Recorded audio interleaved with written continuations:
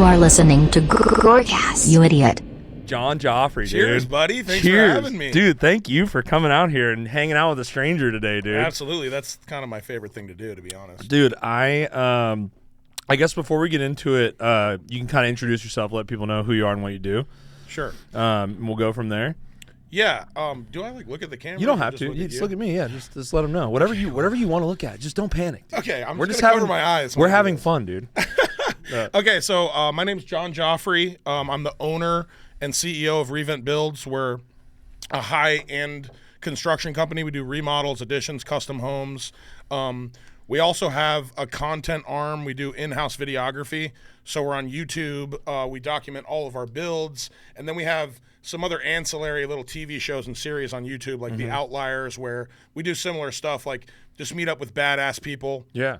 Talk about how they turn their passions into their paychecks. Yes. I love and that. then I own several other companies like real estate, investing, buy and holds, or development, or multifamily, or Airbnb, stuff like that. You're gonna have to explain all that stuff to me, because when it comes to real estate, I don't know anything, but I'm super interested in it. And dude, so you're one of those dudes that, like, I saw you, like we were talking earlier. The first time I ever saw you in action was at that barbecue event, which I don't know which one it was. The first one he did at Windy Point. Yeah, it was like this. I think it was just called Smoke Come Game and Smoke Strong. It. Come and Smoke It. Yeah, shout out to Matt, our homie from Smoke Game dude, Strong. that was awesome. So I saw you, and you were just being such a hype man. Like, people were getting their barbecue, and you were like, yeah, dude. Like, I don't know. And I was like, I love that guy's energy, dude. I'm going to figure out what's going on with that guy. And so then from then on, I've been following you. You've been doing all this cool shit, meeting up with like mutual friends like Evan Leroy and like some of the barbecue guys, and doing a whole bunch of cool stuff. We can get into that later, but I'm really glad you're here, man. Dude, seriously, thanks for coming on and just coming to talk to me. And so I feel like I have to know like how you got into real estate stuff, because you do not have the conventional real estate energy. Like, you have like fucking rock star energy to me, and I'm just like, how does this? It's like they don't let people like us into real estate, but you fucking, and you're in like luxury, like badass real estate. Maybe we can have Harrison start working on pulling up some of your stuff that you've done, so we can talk about it. But how did you like get into the real estate stuff? Well, it's really funny you say that, because like I don't necessarily feel like I belong either. I don't wear like fucking loafers with no socks and have like perfect like combed hair. You could pull it off. Yeah, and like, so funny enough, I went to fucking law school too. Like, I finished law school. Yeah, so like You're just like a bad motherfucker. I'm more of just like, it's funny because I just like impose my will on everything. Like, it's so funny how you're like, I saw you and you were in action, and it's like, that's just kind of how I am, And it's like, people just like, they know I'm a dirtbag because I just wear it on my shirt. And they embrace it. They're like, "Oh, I could be myself around this guy." Right. I can say fuck and shit around this guy or whatever. I don't have to put my professional act on or whatever. Yeah, and like I'm always like testing the water. I'm like, can I drop an F-bomb? Yeah. I'm like, you got to read the room. How dirty can we get? We start getting a little X-rated, and like, it's so funny because some of the most like high-end like professional people, they fucking love to get dirty down, too. So it's almost just like an outward, like, this is a safe space, just be you. But anyway, so I played football at Rice University in Houston. Okay. What'd you play? I played defensive line. Okay. So that's where a lot of that just like, like grungy, like hardcore. You would be scary on the D-line. Yeah, dude. I mean, that was like my jam, I was actually, not to fucking, tug on my own peen here. No, dude. But I was undefeated state wrestling champion heavyweight in high school. Yeah, so I was just like, I've just always been a brawler. Dude, yes. I fucking hated working out. I hated the structure of sports. The coaches were like such douchebags. Yeah. Besides like really cool ones, right?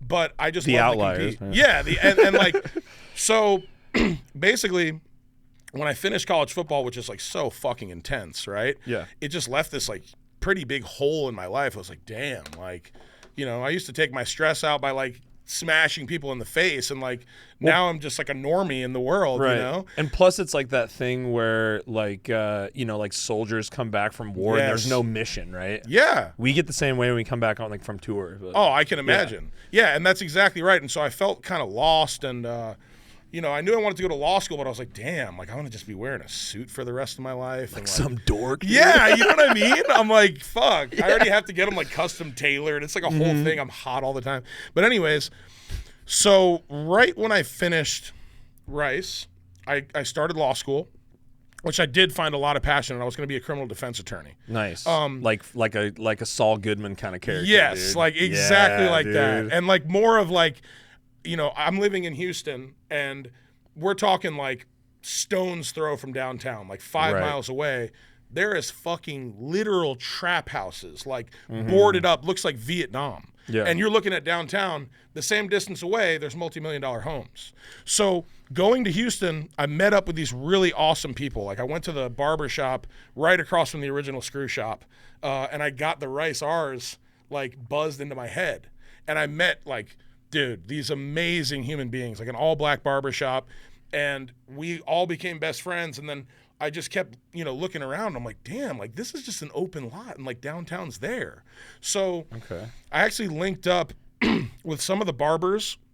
Like one of their wife was a realtor and they just gave me kind of a tour around this place called Sunnyside. And then, I was like, damn, like this is all going to blow up one day, So I had the idea of like buying distressed homes, renting them out and just holding them. So then one of my teammates, he went to the NFL. A few of my other investors and teammates went and played in the NFL. I linked up with him, and we just were like, hey, let's start this real estate investment company. So we're buying houses in Houston in 2012 for like $35,000 a pop. Oh, fucking sick. Nuts, dude. Yeah, Man, and like we'd that's put dope. like 10, 15K into them. They'd rent out for like $1,000 to $1,500 a month, and like. That's just like if I had a crystal ball, I would have like sold my soul and bought like 2,000 of them or something, right? But anyways, with help of another former Rice Owl, his name's ND Kalu, he's got like hundreds of homes. Manages thousands of units. He kind of was our mentor. So then basically I played the general contractor piece, not knowing what the fuck I was doing. But what does that mean exactly? So basically my partner got his realtor's license, so he would find the houses. And he was an econ major, so he'd like run his little numbers. We can buy it for this. If we fix it up for this and rent it out, we'll make X amount of money. Profit, yeah. Right? So we shoot for like 10%. That's like a return on investment, like just your hard numbers. But dude, what we were doing was like 25-30% because we were buying these for so fucking cheap. Yeah. So basically, kind of slummy. Yeah, area and then Houston. we'd fix it up and like. For frame of reference, these houses are worth $350 now. So it's like, it's absolutely absurd what's happened. But yeah, dude, it's crazy. So then we did about like 10 houses and I was like, hey, like, I kind of like this like general contracting thing. I was like, I love blue collar people. Like I can really relate to like these workers and like just using people, which is like my favorite thing to do, like leveraging people's skills into like creating this thing, Yeah. And like I learned getting a team together. Yeah, that can bro. It's knock kind of this like thing out. It's like, yeah, this is my football now. You know what I mean? Yeah. I'm like, you grown up go over there. Yeah, you know what I mean? I didn't make the majors, but no, I was kidding. Exactly. Yeah. So I'm like Uncle Rico, basically. I bet I could throw a pigskin over the mountains, dude. So then basically, I just fell in love with the process, and I thought I knew a little bit. So I bought my first personal home. It was a big house, like 4,000 square feet. For like fucking $300K in Houston, like hallelujah, Yeah. In 2013, that's now an Airbnb for me. That is just murdering it. Sweet. Yeah, but it was like the first time I did quote unquote more upscale remodel. Fucking most amazing process of my entire life. That's where I was like, this is it. Like this is what I'm gonna do with You're my passionate life. about. You found your passion in like luxury remodels and real estate. and it's like it's so funny because I think it was like. I put like maybe 100, 150 into it. That's like less than kitchens we do now, right? So it's like, it's all relative, Yeah. But that's where I really, really fell in love with it. Okay. Yeah, and that's basically how I learned. So it's funny, I guess it's kind of like a coincidence or something, but so when I first moved here, I was like kind of like living off a savings account. Like I had saved up like 10 grand so I could just get the hell out of Portland and come down here with my girlfriend. That's awesome. And I was like kind of had a dream that like, like if I'm going to move down there, there's way more people, there's way more businesses, there's way more money floating around in the economy down there. Like photography, I'm gonna just keep pushing and try to get some clients and like But until then, I'm gonna have to like DoorDash or like do Favor. You know what I mean? Yeah. So I kind of roughed it when I first got here, which really, I mean, that's modern day roughing. But honestly, DoorDashing isn't really. I mean, it sucks, but it's also like we're lucky to have that. Yeah. Kind of as a backup plan. You know what I mean? So before I got like a bunch of clients, I was driving around the city all the time, right?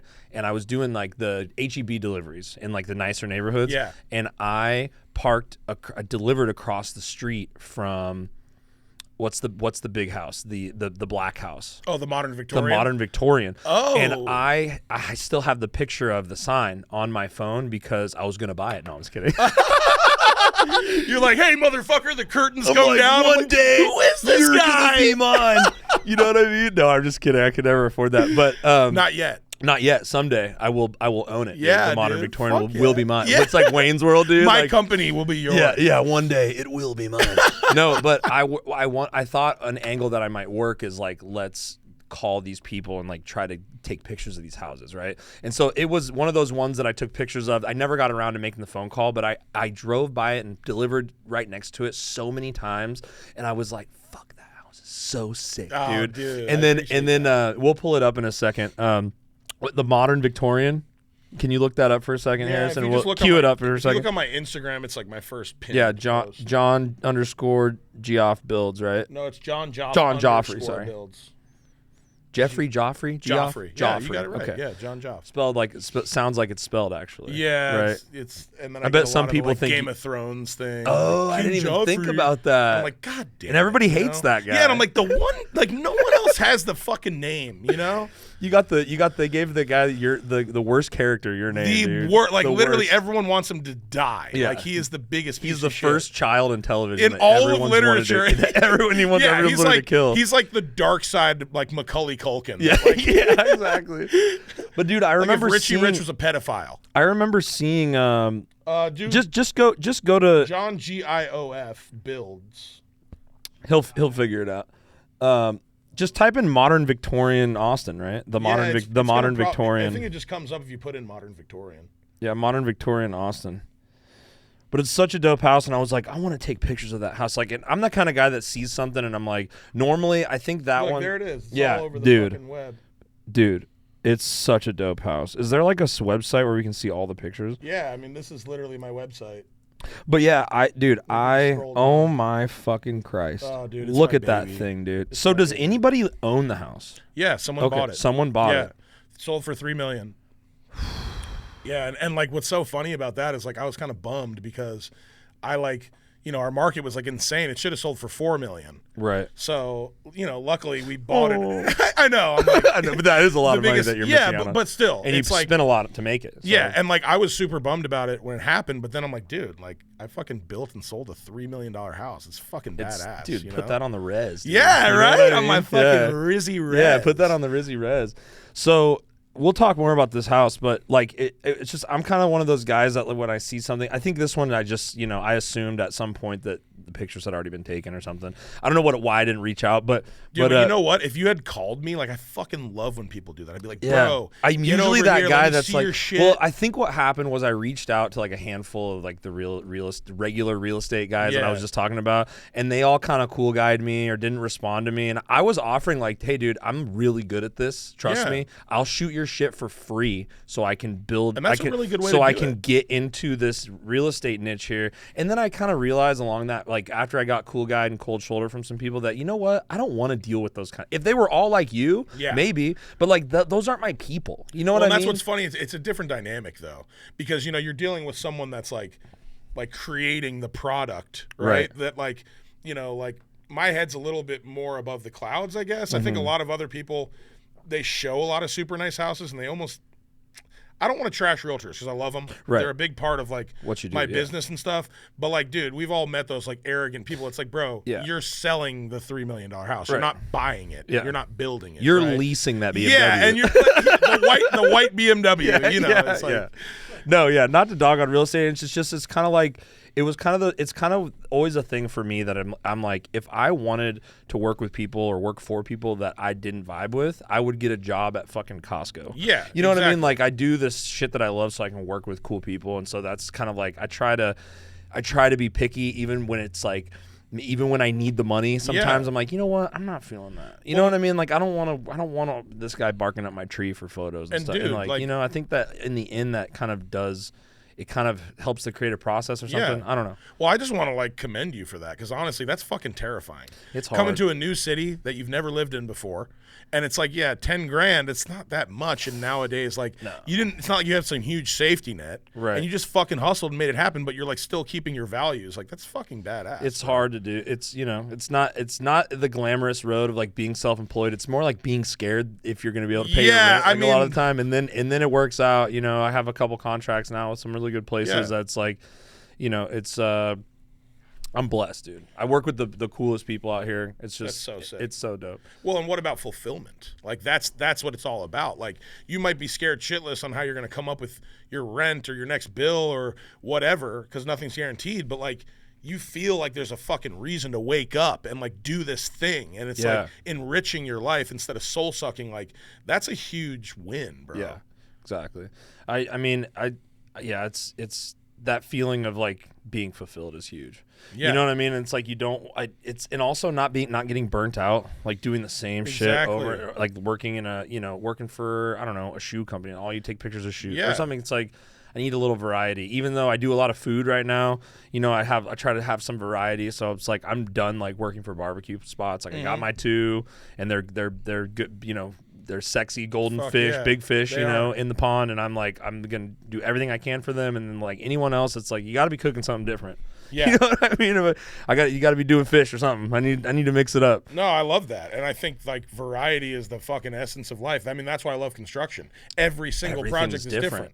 Yeah. And like for you, every client, like, even if you're photographing food, like, it's always something different, some new challenge. It's like, and you're learning shit every day. It's right, like, dude. Especially with guys like Leroy and Lewis, right? Who are always doing. Shout out to Evan. Evan Leroy is a fucking saint. Dude. He needs to be protected at all costs. He's a national treasure. He's so cool. He is the coolest. Because we did an episode with him too, and like, dude, I'm like, God, like, you're so busy. Like, he had all these clients in the line, and he was still like gracious enough to let us do the episode on it. Oh, he'll always kind of take time to like, you know, talk to people. And we were at an event last night at Funk and Sour or Jester King. Oh man, I wanted to go to that. And it was cool. I hadn't been before. And you know, Evan's like doing a million things, and this guy's like, hey man, I really want some barbecue advice. And like, you know, I think a lot of guys would be like, dude, like, you know, kind of like talk to me, email me or something. And he was just like, you know, he just like, let me have, what do you want? You know, and just, it was cool.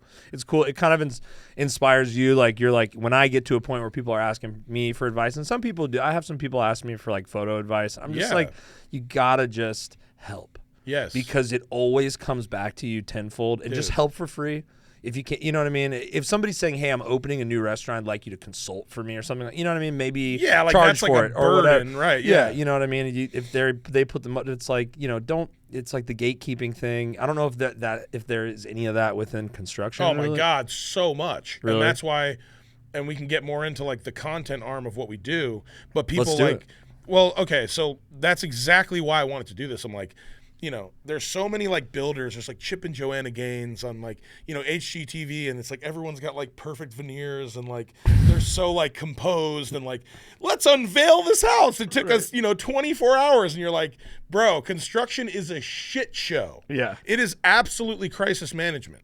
And the thing is, I think if people just realize, like, when you ask me questions and I know all these answers, it's because I've literally fucked it up. Yeah. Been terrified that like the whole fucking castle was going to tumble, and worked my way out of it, right? So I try to like actually show a lot of that stuff. Like, hey, you know, we're cutting into a wall, and we hit this water line, and it fucking flooded the first floor, and we had to rip up all the floors and redo them. And like a lot of people hide that aspect, right? So a lot of what I'm doing is just like being a real human being and showing people that like they can do this too. There's nothing special about me. I just chose this path and dove into it, right? I mean, there's definitely something special about you. Well, but no, maybe special-minded. Yeah. Special needs, yeah, dude. Exactly. No, that's awesome though, dude. And I feel like, to me, I'm so interested in that world of like construction and like building shit with your hands, because it's so far removed from like what I feel like I can do or understand. And I'm like, how do people fucking do this? Like, you see these houses and you're like, how did they put the pillar in here? Like, Yeah. you know what I mean? How did they carve that especially like some of the custom stuff? Like, I don't get like even in this picture here, Like or how I guess how that front porch Yeah. roof is floating. It's yeah, not how the touching front ground. porch roof thing is like, It's called cantilevered. So like, yeah. that's like almost 20 feet long, and it's literally floating in the air. There is so much structural steel. There's like 12-inch I-beams in there, and like, it's so funny. Like, you don't have to know how it's done. I tell this to people. Construction is like, it takes 50 different languages to put together a house. I don't have to be fluent in all of them. I have to be able to, be conversational, but I have a translator who's like fucking badass in like old school Romanian that no one else knows, right? Yeah. And I'm fucking relying on that guy because I'm like, hey, we have this curve and we can talk about it, and I can give like common sense advice, but at a certain point you have to like just rely on their expertise, and that's why Right. you're paying them, and like they've done it before. These and are the then- contractors. Yeah. Are Romanian.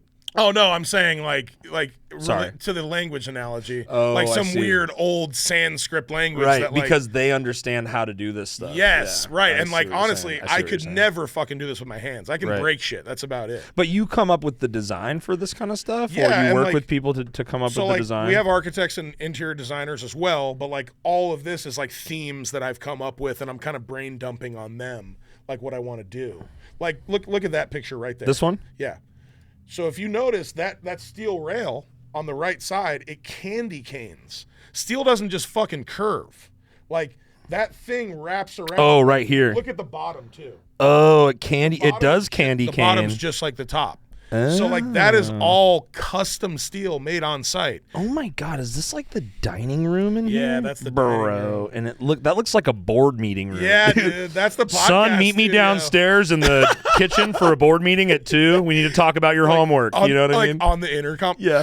Yeah, exactly. It's like, Dad, this is like the most technologically advanced house. Why do we have a 1980s intercom? So somebody got a screaming deal on this for $3 million, and it's a I mean, $4 million banger. yeah, like honestly, I think in like God. I Look think at this living room, kitchen. Yeah. This is is this the kitchen? that's the kitchen right there. Holy shit! And look at all that like fucking walnut. This is all marble imported from Italy. Oh my God, dude. Yeah, dude. Is it like a famous person that lives in the house? No, they're actually a couple famous people did look at it. Oh, yeah?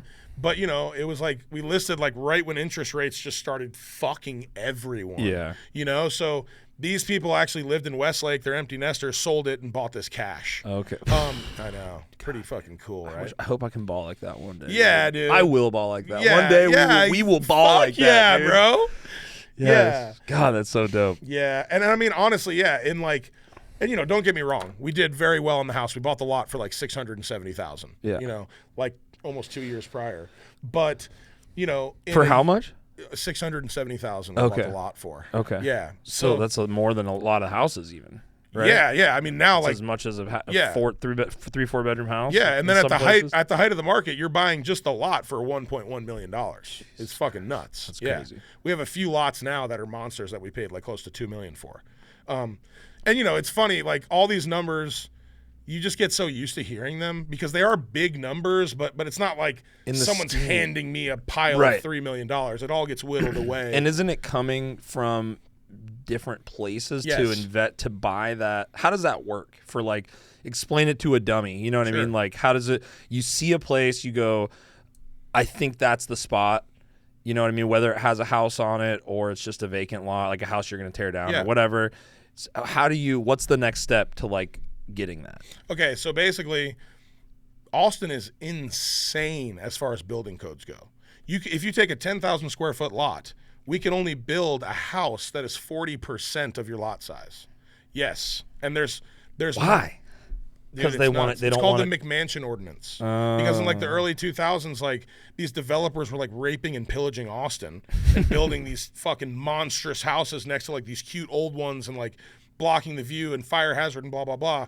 So basically, in like approaching about 2010, they implemented the McMansion Ordinance, and it's just fucked up. It's so convoluted and garbage, and it's so hard to work through that ultimately I love it because it's a huge barrier to entry.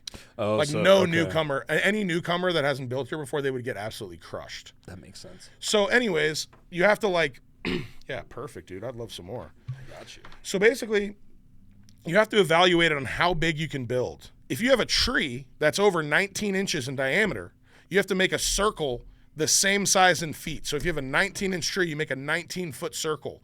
You can only impede a quarter of that circle. Like they have rules around about the radius of the tree that you have to build. Yes, and you can't. If you cut it down, you might as well be like fucking hiding a dead body. It's like treated with the same my god, dude. Yeah, dude. So we sprinkle a little fucking bleach in there, right? Fucking, shoot it up with a little poison. No, I respect trees, folks. Right. So we love trees. We love trees. We don't break the tree code. Love trees. Listen. So, anyways, you look at all these fuckery factors. You're like, okay, I think I can build a house that's X big for X amount. Now I'm looking at like how much I'm buying the land for, how much I'm building it for. You look at like all your commissions. You get so the other thing people don't realize is we don't no one goes in and puts like $1.5 million cash down to buy the lot. Right. You get what's called a land loan. So you put 20% down of the purchase price, and then that's interest only for a year. And then in that time, you're developing plans, you're going through permits, you get your construction budget dialed all the way the fuck in. Before it was kind of a guess. Now it's like what it really is. Mm-hmm. And then... Because you've had like architects come out, or contractors come give you quotes and stuff like that. Yeah, exactly. Architects make the coloring book, and then it's our job to just color in the lines, right? Oh, that's a good way to put it. Yeah, it is. And then so basically, and good architects make a badass coloring book. Bad ones, we have to fill in some shit, right? That's tough. But then the cool thing is after this land loan, they basically say, you know what? Fuck the land loan. We're putting all that money towards this new one.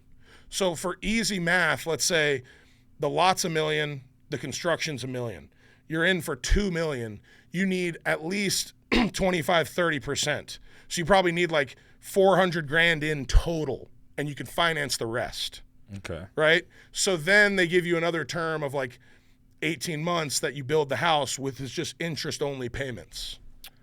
Okay. So you're not paying anything on the principal loan yet. Exactly. Okay. But then once that's kind of the deal. Yeah. We'll give you all this cash. Yeah. But you can't even start paying this off. No, they're like you're gonna pay us. You're giving us you're giving us money. that profit first. Mm-hmm. Interesting. Okay. Yeah, and then what really sucks is if you take too long and then you hit a down market and your house doesn't sell fast enough, then they're like, all right, your term's up. Here's your 20-year note. Now you got to pay the whole fucking thing, interest and principal. And you're basically mortgaging that. And that's when house, people right? start to go bankrupt and shit if they can't handle that.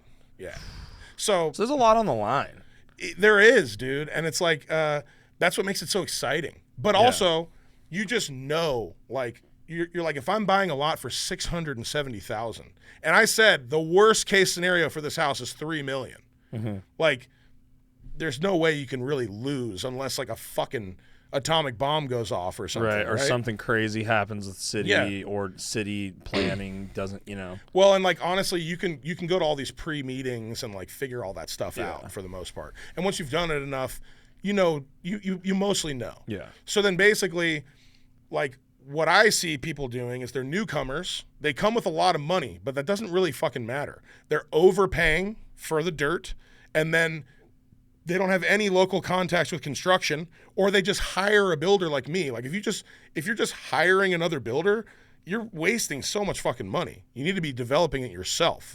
So they buy it for too much, they pay way too much for construction, and also they designed it like shit, and then it sits, and then they're sitting on an egg. Do you think that's kind of like trying to take shortcuts to win the game, to get the money? So they're like, oh, I'll just pay some guy to build it badass, who does this luxury shit for a living, and he'll take 20%, but I'm still going to make $3-4 million, so it's worth it to me. But then they could just design it themselves, work with an architect and a contractor. Yeah, and I mean, like, what does designing it yourself mean? Like, let's say I wanted to do it, right, and I've never done this before, right? My thing would be to hit up a builder person. Yeah, right. That's what I would, because I don't know anything about it. Right. Or you have to like. So this is actually really funny. I had been giving away so much free advice. I did like literally, this house got 30 million views on Instagram. It like went viral across the nation. And I must have given like 400 tours of this house. And then I just came up with this idea, like, just like what you said, like, well, what do I do if I want to build my own? I was like, why don't I just teach people how to do this? Yeah. What's up, y'all? This is John. Yeah, there it is. That's my like, dude. This video has like 30,000 hits on YouTube too. Just wanted to I'm sure you guys go through the house and stuff, right? Yeah, absolutely. Just kind of skip through it here a little bit. Yeah, it's fucking baller, dude. It's so baller. I love it. I feel like baby. I feel like I wouldn't be able to sell that. Look at you, dude. Yeah. Look at you, dude. I want to buy a house from you. And when I see you, I'm like, this guy's fucking cool, dude. Yeah, It's dude. not like I'm Mark Johnson with Mark Johnson Real Estate. You know, this is the modern Venetian. It's like, I'm not interested. And you're like, what's up, guys? It's John Revent Builds. Yeah. And I'm like, dude, yes. Like, I mean this in the best way. You're like the punk rock Guy Fieri of real estate, dude. Dude, honestly, that's the best compliment I could ever fucking get. You are, dude. Because and even your show, like the Outliers show, we'll talk more about that in a minute. But like, everything that you do is just so, the energy is so fun, and it's like, I hope that I hope you do just continue to do stuff like this, because it's so much fun, and it makes like real estate stuff seem, for people like me anyway, that I might be like, oh, I'm too dumb, or I don't understand the stuff, or it's like too professional for me to like get into. That's like it gatekeeping, though. Yeah, exactly. It kind of make it approachable, seem accessible, to like, oh, cool, this guy seems cool. Like, what's he sell? Oh, sweet, he does luxury real. So it's like you kind of, you might inspire some other tattooed rocker dudes to get into the game. You know, because there's a place for everyone. Right. And like, there's so many fucking like. There was like rich movie stars and like musicians, and like they're all wearing all black, and like, God, this, like, I've been waiting for a fucking house like this. You know what I mean? I'm surprised there wasn't like more bid wars on it, kind of. Well, dude, I'm telling you, it was like the worst time in the market to sell a house probably in Austin for like the last 10 years. When was it? It was literally last like December. So like interest rates like went through the roof, and for like 2 months prior, like, I'm telling you, like 0 homes were sold in the area that I was trying to sell. I was the most expensive house by like $1.5 million. Jesus. So there was these fucking turds that built pieces of shit that listed their houses for $1 million to $1.5 million less than me. So I was actually helping the turds sell their houses. It was fucking a lot, dude. Damn. And because those are people just trying to get out, right? Yeah, and they're like, those are the people that like they're literally like market like rapists. They come in and they like, the market shoots up. I'm like, you know what? My fucking quality is gonna shoot the fuck up, Right. Other people are like, oh, like, people are buying these houses sight unseen. It's there's bidding wars on every one. People from California just throwing money at a place to live there. So these like losers are like, I'm just gonna build a piece of shit, boring ass house because somebody will pay for it. Yeah, and then lo and behold, when interest rates go up, and then now there's all these houses that people were ready to like just dump. The ones that are like real shitters are like, dude, like slashing their prices. They're losing hundreds of thousands of dollars. Yeah, and you're like, go for it. Yeah. Like, we'll wait. Yeah, no, and I was like, fuck it. I waited for 6 fucking months. Yeah. And because I built all that into my estimate, because I you had an idea that there might be a dip. Yeah, and like more of just like, I didn't think there even would be, but like, you just account for if there will. Over account for everything. How does somebody, when you're dealing with such like crazy big numbers like that, and like such a big project, and there's so much at stake, like, do you almost have to be like have your pulse on the market, like a stockbroker type like, do you have to know what's going on with the housing market constantly? And and it's more of like, because you always hear people say it's bad, or it's a buyers or sellers, and like, I'm a layman, I'm like, I don't know what that means. You know what I mean? Honestly, like, dude, it's so much more simple. Like, if you bought like vintage bikes all the time, like, that sounds Greek to me. I don't know what the fuck that market is. But like, when something has these amenities, or if it's from this era, or if it's in this neighborhood. It's like a yard sale find, but it's worth like $2,000. Yes, and if that's you clean the thing. it up or something. You don't have to be like fucking Warren Buffett and like, I know the national housing market. You're just like, odds are, I bought that lot in COVID. People were scared to buy. I knew, 3 months prior, people were paying $800-900 for the lot. So when it came up for $670, I'm like, I can't lose. Right. You know what I mean? That makes sense. So it's more of like that. You were looking at what it just was. Yes.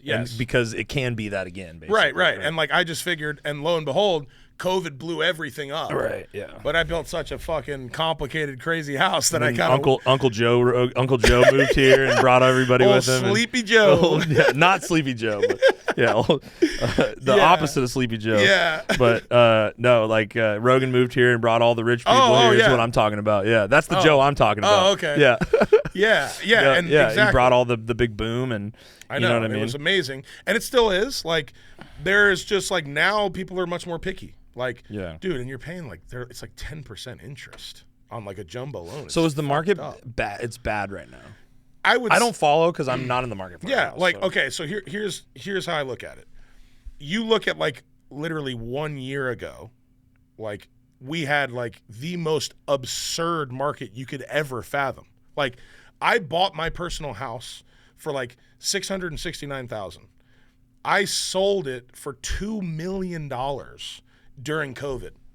Like Jesus. Yeah, people paid during though? They like paid what? it like 2021? basically last July. Okay. So like and then basically people overpaid by $450,000, like just because there was this panic and no one, interest rates were so low. So like we just had like, it'd be like, dude, if all you ate for dinner was like the finest fucking foie gras like every single day, and then like you're pounding like 4 of them and you're like, oh, that was cool, and then like you go and like eat at like IHOP, Yeah. Like, bro, that fucking Grand Slam breakfast still hits. You know what I'm saying? Yeah. But like, it's just like something where we've had it so good that like now things are like much more normal. There's like negotiations are happening. Like you don't just have people like literally overbidding everyone and like you don't have to do anything. A fucking loser can put it up. Now you need to market the shit out of it. Yeah. You need to add crazy features. You need to like, give incentives to these buyers to like get their rates down and stuff, right? So like things are still good. They're still moving, but you have people that literally have a house in the 2% interest rate that they're living in now. They're going to sell that and get one for 10% interest. That hurts, bro. Yeah.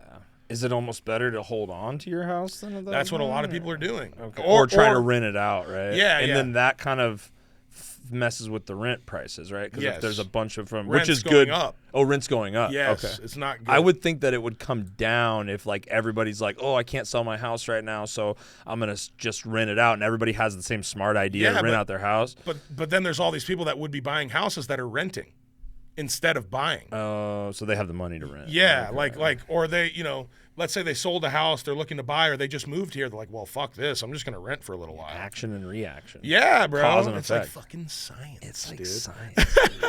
With brick and mortar, exactly. So, dude, the big thing I preach to everyone is when you're not in an industry, everything seems complicated. Yeah, it's all Greek, like you said. But when you are, it's like if you just break these down to simple terms, like a lot of the builders and realtors, they don't want you to know that because like they want to like make it and slam the door behind them. I'm like the exact opposite, Okay. So did you ever do any kind of like contractor construction stuff? How much of the stuff do you do yourself? Because I see you on the job site in the videos throwing shit around.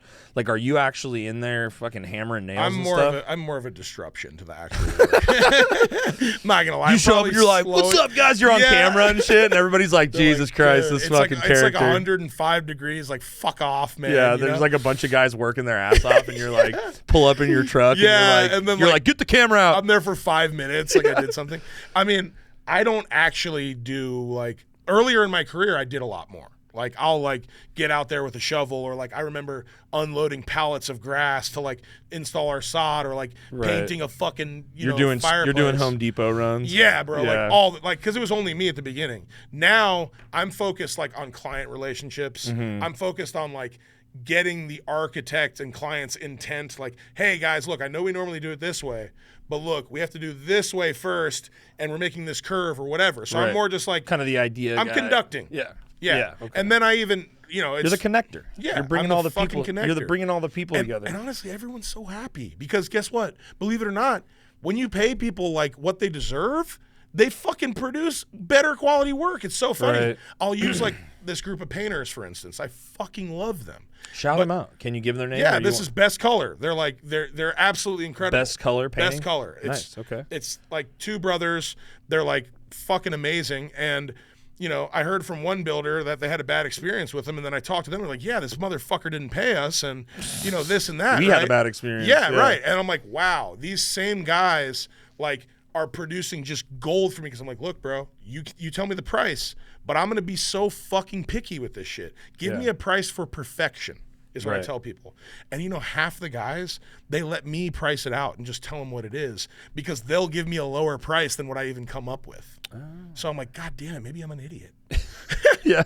But yeah, I mean, like, everyone is very fulfilled, dude. And like a lot of these guys, they love to work, you know? Like, well, it probably makes a big difference when you're working for somebody like you that is more like fun and just a good, cool personality, rather than like an old curmudgeon guy. You know what I mean? Like there's a lot of piece of shit builders that just use and abuse. But the other thing, there's a lot of shitty trades. Like, we've had to fire people and like be like, hey, you're 25 grand in the hole. You know, you like made it like an emergency, like you need to get paid, and now all this shit's fucked up. Guess what? You're off the fucking job. You left a pile of wood out and it got or even worse. I mean, my God, there's people that fuck some shit up and you have to rectify it. So what's like some of the worst stuff that's happened like on a job oh site? My God, man. Like, I've had that lost you some money or something. Yeah, so I've had like contractors that they've done like, dude, we did like 3 or 4 jobs together, and then I just found out these change orders would come in, and I'm like, dude, like,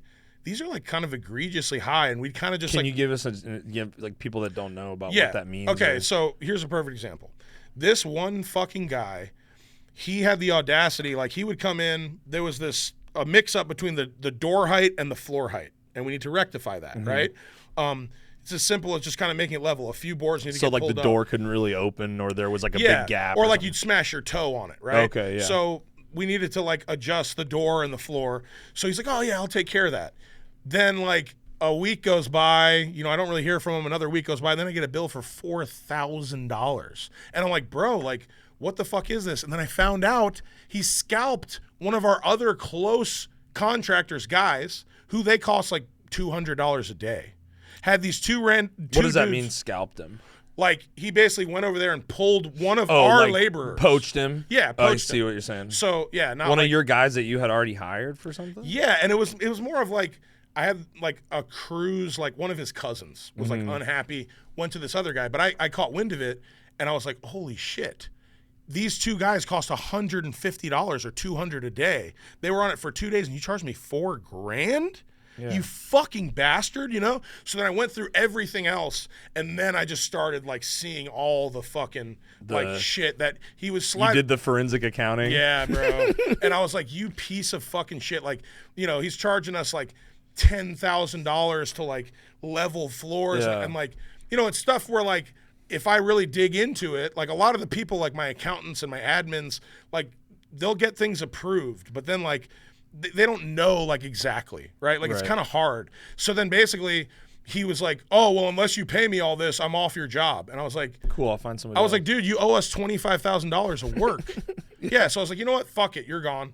Just fucking cut him loose, got someone in there, finished the job, but you got to just kind of cut your losses. And we've had that happen with like... And do they think they can get away with that stuff because the project is so high dollar that it's just kind of like, what's $4,000 in a $3 million? That's exactly right. And so they just kind of like try to sneak little thingies in here, little this and that. Yes, and that's so dishonest. Add-ons. It's like...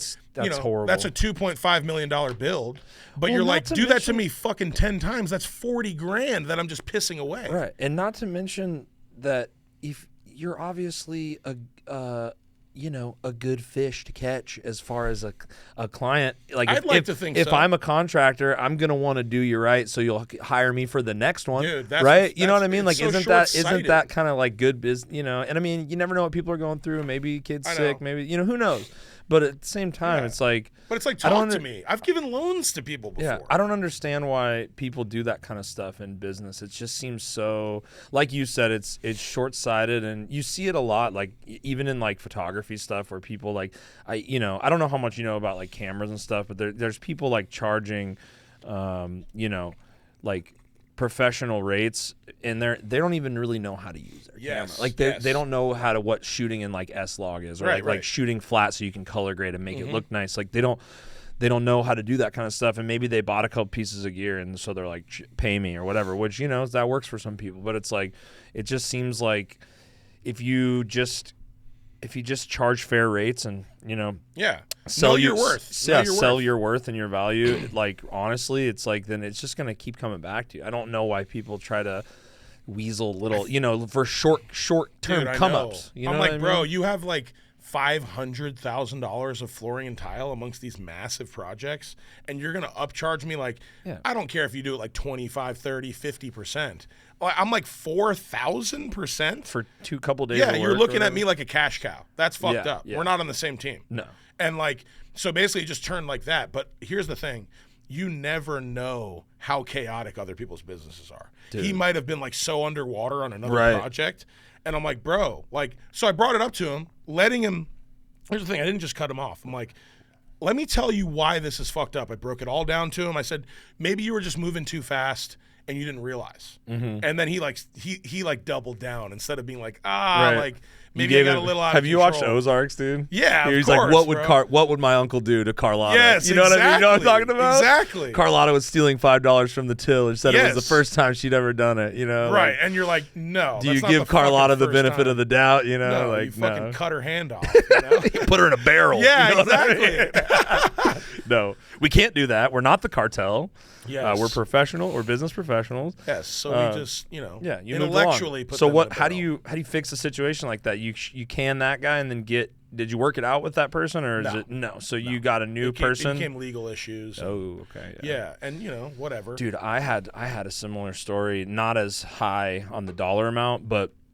So I owned a weed farm with one of my best friends in Oregon for a while. Dirty dog. I know, a legal one. Yeah, that's a licensed great, by the state in Oregon. It seems like that, but it's I would say unless you have like $1 million in capital or more, like it's hard. We wanted to be like more mom and pop and do small batch exotics, like kind of like what you do with your houses. You know what I mean? Like high price.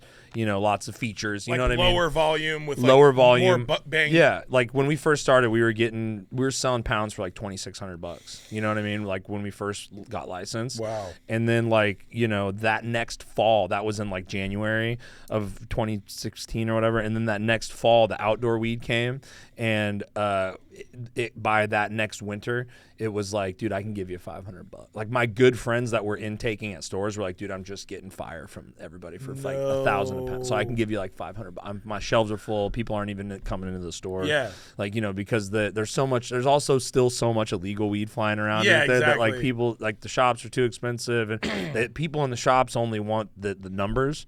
And there's this weird fuckery going on that I don't truly understand. Never really got to the full understanding of with the labs, where it's like if you got a homie at the lab, he'll bump your fucking numbers up to 31. Wow. And there's and there's like, you know, if your shit's moldy and gross, like if you got a homie at the lab, he'll fucking push it through. Doesn't matter. You know what I mean? Like, and then it becomes like the labs are competing, saying we're the most ethical, blah blah blah, and then a lot of people don't want to go to those labs because they want the numbers, right? And so it's this weird thing because the shops won't buy from you for good prices unless you got a 20-30%. Yeah. And the reality is, good weed THC percentage doesn't matter. You know what I mean? It's like, trust your nose, and you know what I mean, and how it smells and looks. If and it shit. gets you high, and it's like, good. and I've smoked some swaggy 30%ers in my life. You know what I mean? And you're like, like seeds falling out of it. But that's what the tourists at the time, you know, people even today, they still just want to buy that. But anyway, so we had this weed farm, and you think Austin is bad, dude.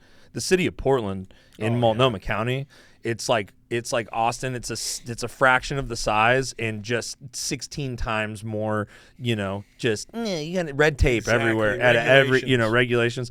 And so basically the city was telling me the state of Oregon has the OLCC. It's like the TABC here, right? The OLCC runs the liquor, and they said, you know what, we're going to run the weed too. And so they're like the mafia, dude. Yeah. Like they're just extorting people, you know, left and right. And so they put together this thing you have to apply for. Every year you got to pay $2-3 grand to get your license renewed, and you have to jump through all these hoops. Racket, dude. So the cities can do whatever, the counties can do whatever they want as far as making you do extra things or whatever, or however, or they can just ban it completely in some counties. Some counties in Oregon are still, you can't have weed farms, can't grow weed, can't sell it because there are country bumpkins out there. Yeah. Like you think Oregon's all hippies. It's just Portland is the hippie epicenter of the, like one of the hippie epicenters of the country or whatever, the, you know, liberal corners of the country. And then like the rest of the state is like, you know, country bumpkins, you know what I mean? They're voting against it. They're voting against it for a lot of reasons. Maybe they think it'll screw up the economy, or I don't know. Whatever they think, you know, they're wrong. You know, they should probably just let it go. But anyway, so in Multnomah County, where Portland is located, they go, you know what? We're actually going to copy and paste the OLCC rules, and we're going to make you get a Portland marijuana license as well. That also costs $2,000. Oh my God. Only we're going to be more sticklers about zoning and all this other shit, right? So I got this old shitty fucking building that I found out when I applied for my OLCC license. They gave me that. Dad said it was okay, right? And then I went and tried to get the license from Mom from the city, right? And Mom goes, you know what I mean? And Classic. so it was this thing. And at one point, I had a business to run, and I was kind of like, you guys figure this out. Because I got the fucking green light from the state. You know what I mean? So if your city's going to come in here and do something, go ahead. And they kind of flexed their muscles at me, and I just had to keep running you know what I mean? Yeah. And I applied for the license. I did everything. They came in. They said, you need a handicap ramp in here. And it needs to wrap all the way around the building and come in here. And it's like, you know, because we had these steps that would go up. Yeah. So I was like, fuck. So I hired a contractor. I hired an architect. I find out that the architect, he's supposed to be like the weed architect guy, right? That helps. So they wanted me to install a handicap bathroom and a handicap ramp, right? So That's so much more of a bitch than it sounds. So I get this architect guy, and dude, I'll put him on blast. This dude should be in prison. I hope he's he's dead. What's his name? His name is, and he's the biggest piece of shit in all of architecture, at least in Oregon. So I'm working with this guy, and he's like, dude, I'm gonna help you. I'm gonna save you. I'm gonna get this done for you. You know what I mean? Yeah. And then I go through all this bullshit with him, pay him a shit ton of money, and wait forever to get these plans. Finally get into the city. The city goes, no, not good enough. And we basically do all this digging and all this work, and I pay all this shit to this contractor to get the work started, and all this money to the architect for the city to basically say, hey, no one's pulled a permit on any work that's been done in this warehouse that you guys got since like 1962. Oh my God. When it was a shoe shop, a shoe workshop. And I was like, and there's all these we didn't do any work. Yeah. We just moved in and put plants in there. You know what I mean? Normally that just get like grandfather. Well, the landlord was supposed to have taken care of all that before he leased it to anybody, right? God. So I'm kind of from that same universe where you are, where you just kind of get thrown to the fire and eat shit, and you just learn from that. Right. And what I learned from that is that contractors and architects can be the best people or the fucking scum of the earth. They are. And so I find out that this Carter Case character, not only is his license revoked as an architect, he's using other people's licenses, his buddies, to like still operate as an architect while his shit's suspended. And this dude is blacklisted within the city planner office, and they hate that guy. And so anything that gets put on their desk, they go, cool. Yeah. You know what I mean? And they go, oh, is this a Carter Case? Right on. You know, and they just throw it in the trash. Yeah. And so I paid like $600 extra after paying all this money to get a meeting with the city so we could figure out what needs to be done with these plans. And so the fire marshal was in there. It was at 7 a.m. on a Wednesday. Fire marshal was in there. The city planners, these ladies that look like the lady from The Incredibles, they all look like that. There was like 4 of them. It's like a little army with the little glasses and the little short bangs, and they just hate straight men trying to do capitalist things. You know what I mean? They're just like, you know, she was just already looking at me like lunch, you know? And basically I paid money and wasted my time for these ladies to tell me that I'm fucked and I should eat shit and die in front of the fire marshal. And it's just like, dude, why are you guys wasting all this time and money? And then I paid money for one of that Carter dude's contractor guys. Great guy. Yeah, he was cool. No, Oh. no, dude. His name was Rick. I hope he got his legs broken with baseball bats, dude. I would have done it if I had big Samoan friends to send to this guy's fucking house, dude. I've never been so mad at somebody where like I couldn't do anything about it. Oh, you know what I mean? sucks. Like, because you're not going to take someone to court over like 10, 15 grand. No, it's not worth it. And he was kind of like calling my bluff on it when I was like, dude, I don't want to get legal shit especially involved. when that's like a I was lot. trying to be nice, like, hey, we had a bunch of bullshit conversations, and basically he was like, I need $5,000, need $5,000, need $5,000, like 3 times, and he framed a bathroom out and sent a plumber out, and then never talked to me ever again. That's and I was so like, shitty. so I got fucked by the architect, I got fucked by the city, and I got fucked by the contractor guy. And Dude, it was they could just smell that you were a beta, all of them. I know, They were right, like, dude? we're going to have our way with this bar. I know, and it's like, yeah, it's like whenever a young dude, I think I was like 21, or 22 at the time, was like a young dude just trying to fucking get into a business setting, and it's like I was just trying to do what I was supposed to do, and eventually we just had to shut the doors. The rent on that place was like $11,000 Holy shit. before like electricity from the weed grow and like all the expenses of buying That's nutrients. insane. I think I maxed out a $10 credit card in my name, my personal, because just with bags of soil. $10,000 worth of soil, and like lights and shit we had to buy, and like I mean I had to default on that when we shut the business down. I didn't have, I didn't have the money to pay that. Right. I was just it's just those are the kind of risks though that you have to like take, and that's why I look at that stuff as like I don't have student loan debt, right? Yeah. So it's like that's my the that's university so of the funny. streets. You We know what I call that- mean? Yeah, we just call that paying tuition. Yeah, Because bro, it's like paying tuition, 100%. And the thing is like this is literally like the antithesis of like what I am. Like that fucking shit makes me irate, and I have to like. It's almost like. I have so many. I'm like trying to date, and every girl I meet's like jaded with like the worst ex-boyfriend on the fucking history of the planet. And I'm like, I'm not like the other guys. I promise. No, I'm a good builder. Yeah, and like so, our motto is 100% satisfaction 100% of the time. Not like officially, but like 60% of the time. yeah, 60% of the time it works every time. I love that. But basically, like I don't have one single bad review. Like I have one about like my driving, and then there was like another that like You're driving? Yeah, it was like I had like. Do you know what that's from? Yes, it was like literally like.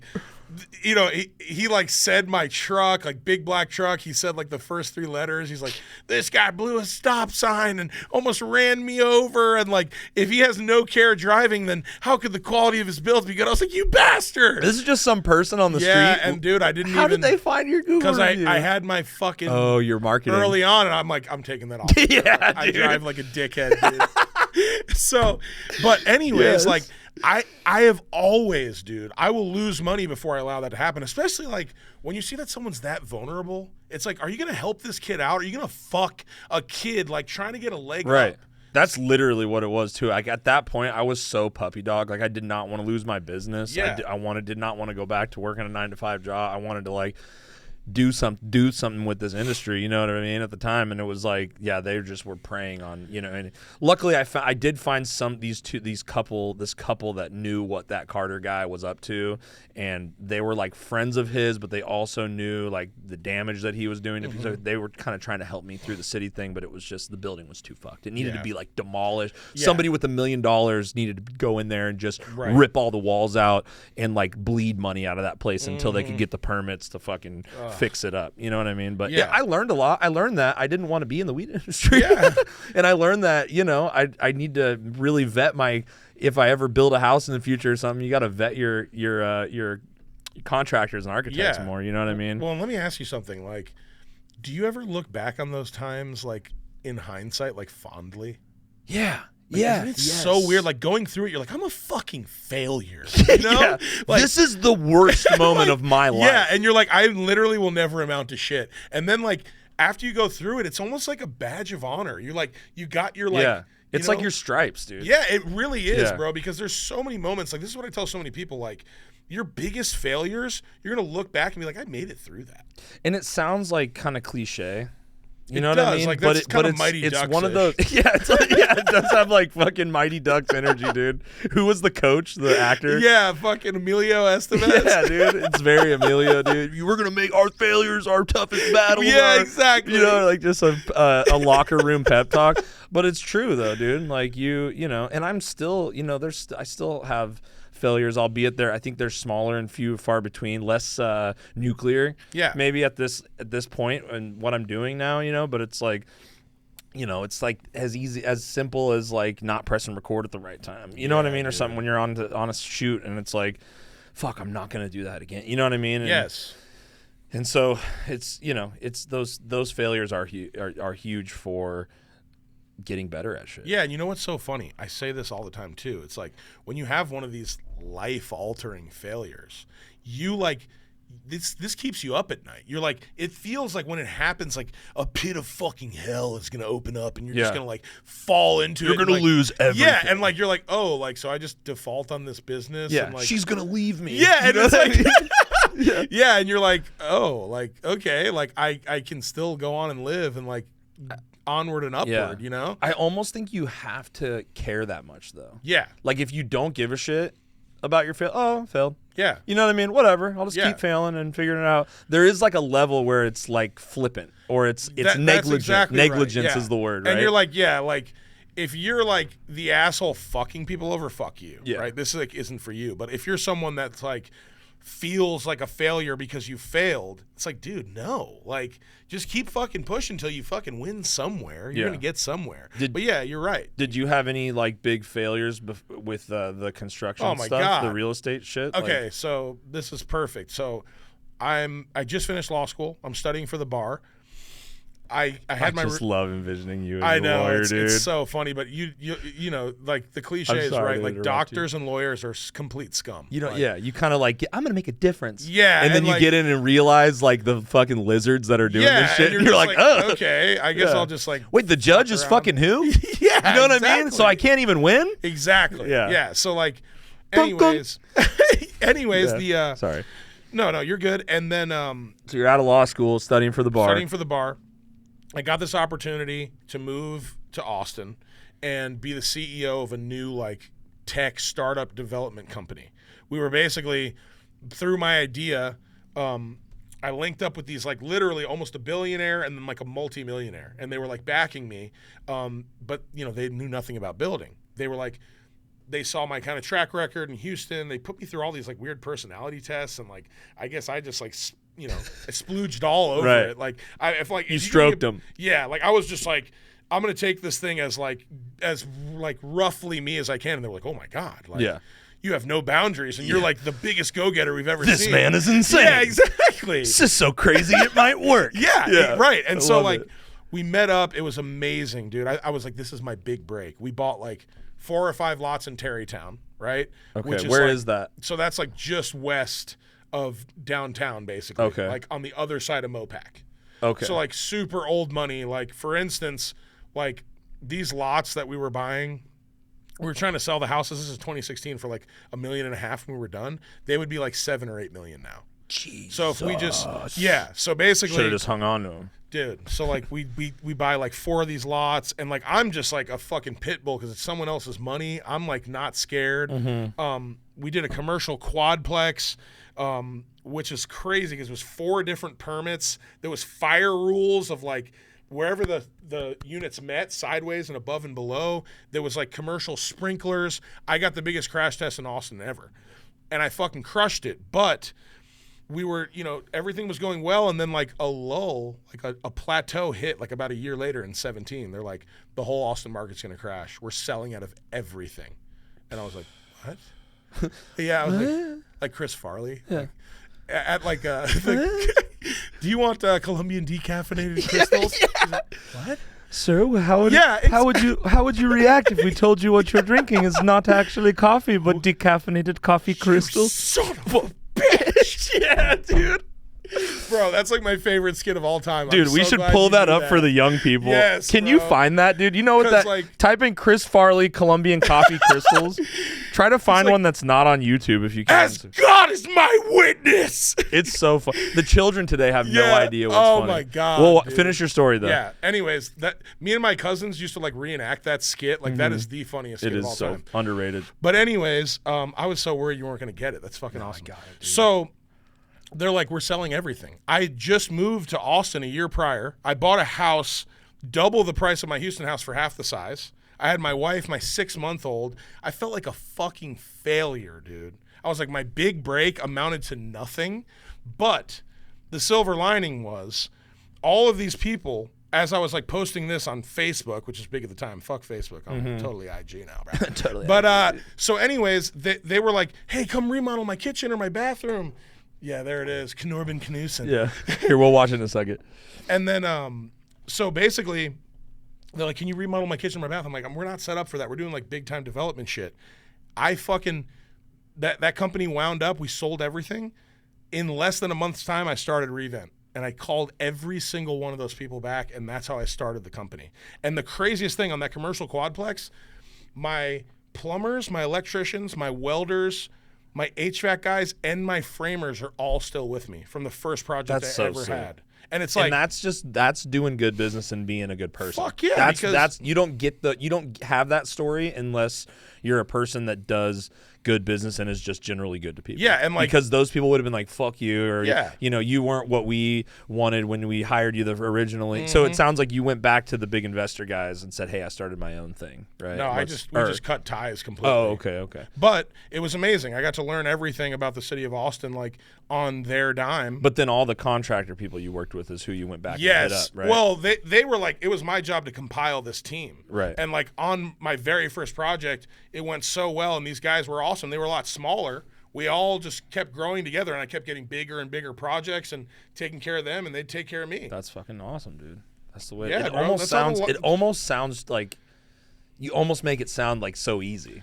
You know what I mean? Yeah, and but that's the thing. Everyone wants to complicate everything. Right. Everything is like, when you look back on it, like it is a lot easier, you know? And it's easy. It's easier when you find good people that are good at what they do, and you just connect those people, and you know what I mean, treat people good. Right. Here's what I'll say. It's not easy, but it's very straightforward. Yeah. Just like the playbook is there. Yeah. It's already hear a been guy done. out when you're like busting. This is what people do. They think they're winning. They're busting these dudes down on price.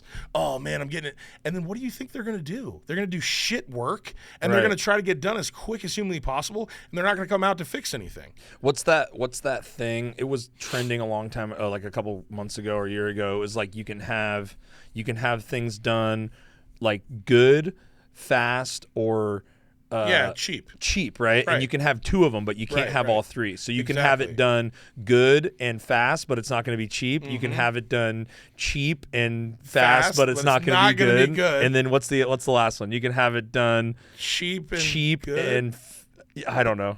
I don't think that one works. No, because honestly, it's just you can't have it done cheap and good. Yeah, you can't have it done cheap. Or no, you can have it done cheap and good, but it's not going to be fast. That's like they might take forever. Yeah, you're going to be on the back burner. And you're going to have to figure it out yourself and all that type of shit. But that's so true. Yeah, you can't. It is, and that's what I'm saying is like all of this stuff is just being human. Yeah. Like it's just being a good person. Which is funny because it sounds so simple, but in industries like the construction world, like we were just talking about with those people I dealt with, it's like there's so many bad seeds. There's so much smoke and mirrors too, bro. Yeah. That everyone tries to it costs this everything. much, and it's like, why? Yeah, but I mean, dude, think about it. Like, if someone wanted to be in like the caliber band that you're in, and like even if someone just wanted to like scream like you, it seems impossible, right? And you're like, well, once you can do it, you just fucking do it. Yeah. But touring, I mean, think about dealing with all these different managers and clubs and like. Well, it's the eating shit. I know, because dude. like basically, the first couple times that you do it, and I mean, we're still so young, dude. Like we've had one big break. We went on like in March, or February, March of this year. We went on the biggest tour we've been on with like one of the bands we grew up listening to, and that like basically have a lot to do with why we're in a band today. Is like, and they like came out to our show in Chicago and were like, we want you to come on tour with us because we had talked to them about it, and it was just like it was some literal like fucking like dreams come true movie shit for us. You know what I mean? And for me, like I could be done. Like that was enough for me. Like, you know, for me and my bucket list. Like Was it really? I went on I mean, it's definitely not. Like I'm still hungry, and there's still like I have kind of a hit list, you know, of like I want to tour with like my favorite band. Like that's why I want to do that. Like I don't have like stars in my eyes about like being a famous person or being, and like everything I do at this point now, to me, I think that moment was really big. It was also really fucked up. We like almost died. Like we spun out on the highway in Canada in the snow and like crashed the van and shit. Yeah, I can pull up some pictures, but in a minute. But yeah, it was like it was just like really emotional, and it was like such a big, like becoming friends with that band and like the way they treated us. They just treated us so good. I was on the bus every day, just hanging out and just like becoming brothers with these guys that I looked up to since I was a kid. And like for me, like the whole idea of like making it big, like I almost after that for some reason. You'd think that would make you like more hungry for like I want to get bigger. I want to grow. It's like for me now, everything I do from that on out is for me. That's incredible. It's all from. It's not for, or it's like kind of for me / like the fans or people who listen, right? You know, like, and that because that just is like absurd to me that anyone listens to the music. It's cool. You know what I mean? I couldn't dream of that. It's a weird feeling. But also, you can't get too wrapped up in that, and you have to remember it's like you're creating shit for you that makes you happy. So like on this new music, I just recorded some shit. I'll show it to you in the car or something. But I just recorded some new songs, and I put it out of my comfort zone and did some clean singing type stuff on it. And maybe people love it, people hate it. I wanted to just do something fun and different and something that was me. You know what I mean? And like, and any tours from here on out, it's like it's a personal vendetta hit list that I have that I want to tour with these bands before I'm done with this shit. And I want to go to Europe and I want to go to Australia. Like I have these things that I have to hit, and it's like then I could be done. You know, I'll probably do it forever. Yeah. You know, I'm probably never gonna be done, but it's like, you know, at some point you've done some shit where you're like, okay, I mean, if this was it, we fucking did it. You know what I mean? We did some cool shit. We conquered some goals we never thought were possible already. You know what I mean? But that's also fuel to keep going. Yeah. And it's also funny how like when you meet these other people you look up to and you realize like, man, like we're like really similar. We're not that much different, you and I. Yeah, you know what I mean? Like, and you're just like, they're just at a different point in their career. But what it is that I think you're not giving yourself enough credit for is they're not picking some random schleps to go on tour with them.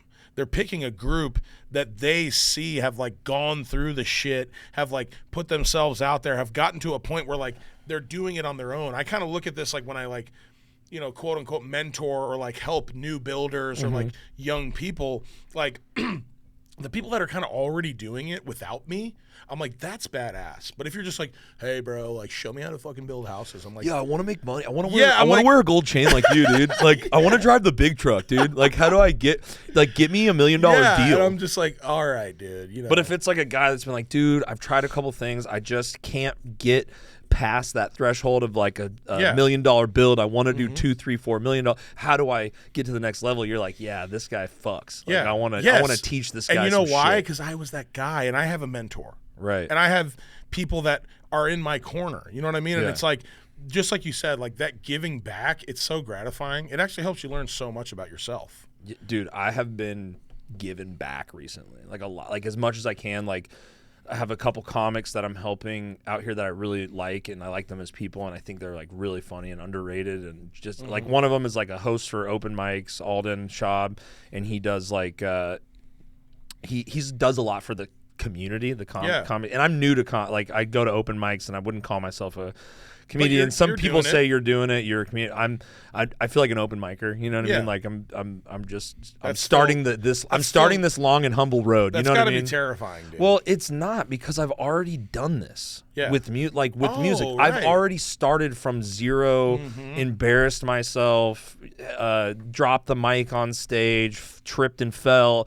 I've already, you know what I mean? Like started the song, had to start the song over twice. Like I've definitely bombing on comedy is like way different, and I'm learning how that feels and getting used to how to get out of that. You know what I mean? That's like a big part of it. And it's like, but I've done the thing before where and I'm learning from my mistakes with that, right? Like with music and like metal, aggressive music, I think a lot of people start less humble than they should, and then they get humbled. Yeah, it's honestly like most things. It is, I guess, like most things, but for some reason with like the tattooed people, the you have aggressive, hardcore the hardcore people are like, or the people that are, you know, living with their parents still pretending they're hard, they want to be hardcore, whatever it is, you know what I mean? It's like that you start the shit and it's kind of like, yeah, we're sick. We're, you know what I mean? Like that's kind of you kind of have to like fake it till you make it a little bit with the like we're cool thing, right? With music. But like for me, I'm just like, and I think maybe when I was young and I was, you know, we started the band like 11 years ago, you know, and it's like, so I was like, that's a long fucking time. I was hot-headed and young and you know what I mean? Yeah. My guys have always been like prodigy musicians, like young, like it's like you're talking about with your contractors, you know what I mean? Like your rock stars. It's like, and I found these boys when they were fucking, you know, sub 18. They were fucking sick. They were minors, you know what I mean? No, I'm just kidding. No, I found these dudes I've known in my whole life. Like the guitarist Blaine, his sister was my first girlfriend in 7th grade. We dated for like 2 weeks, you know what I mean, or whatever. She's one of my best friends before that. Went to 1st grade class with her. He was probably 6 when I met him. You know what I mean? And then his best friend is our drummer, and then our bassist is his brother. So it's like it's a close knit family, and like they've been like music since they were little kids. So I think that probably played into me being kind of like hot headed, like because like I was like a talent. I was like a football coach. You know, I was like these kids are going to take us. Now you're talking my language. These kids are going to take us to the championship.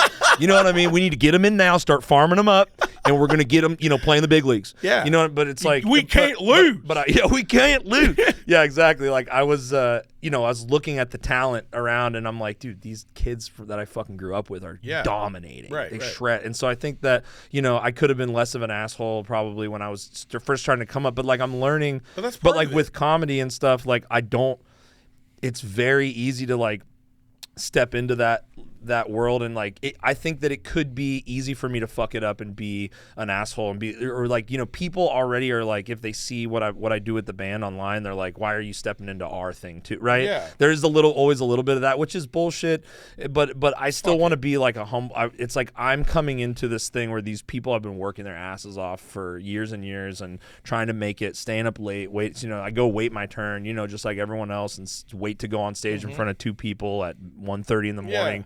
Just to tell my dick joke so I can go home. You know what I mean? But it's like, it's cool. It feels like it's not as scary, to go back to what we were talking about. For me, I think because I have built something. I know what that process, kind of like you with like when you see a lot and if you were like, here's the keys, like build a house on this fucking lot, to me, I would be like, what the fuck? Because I've never done that before, you know?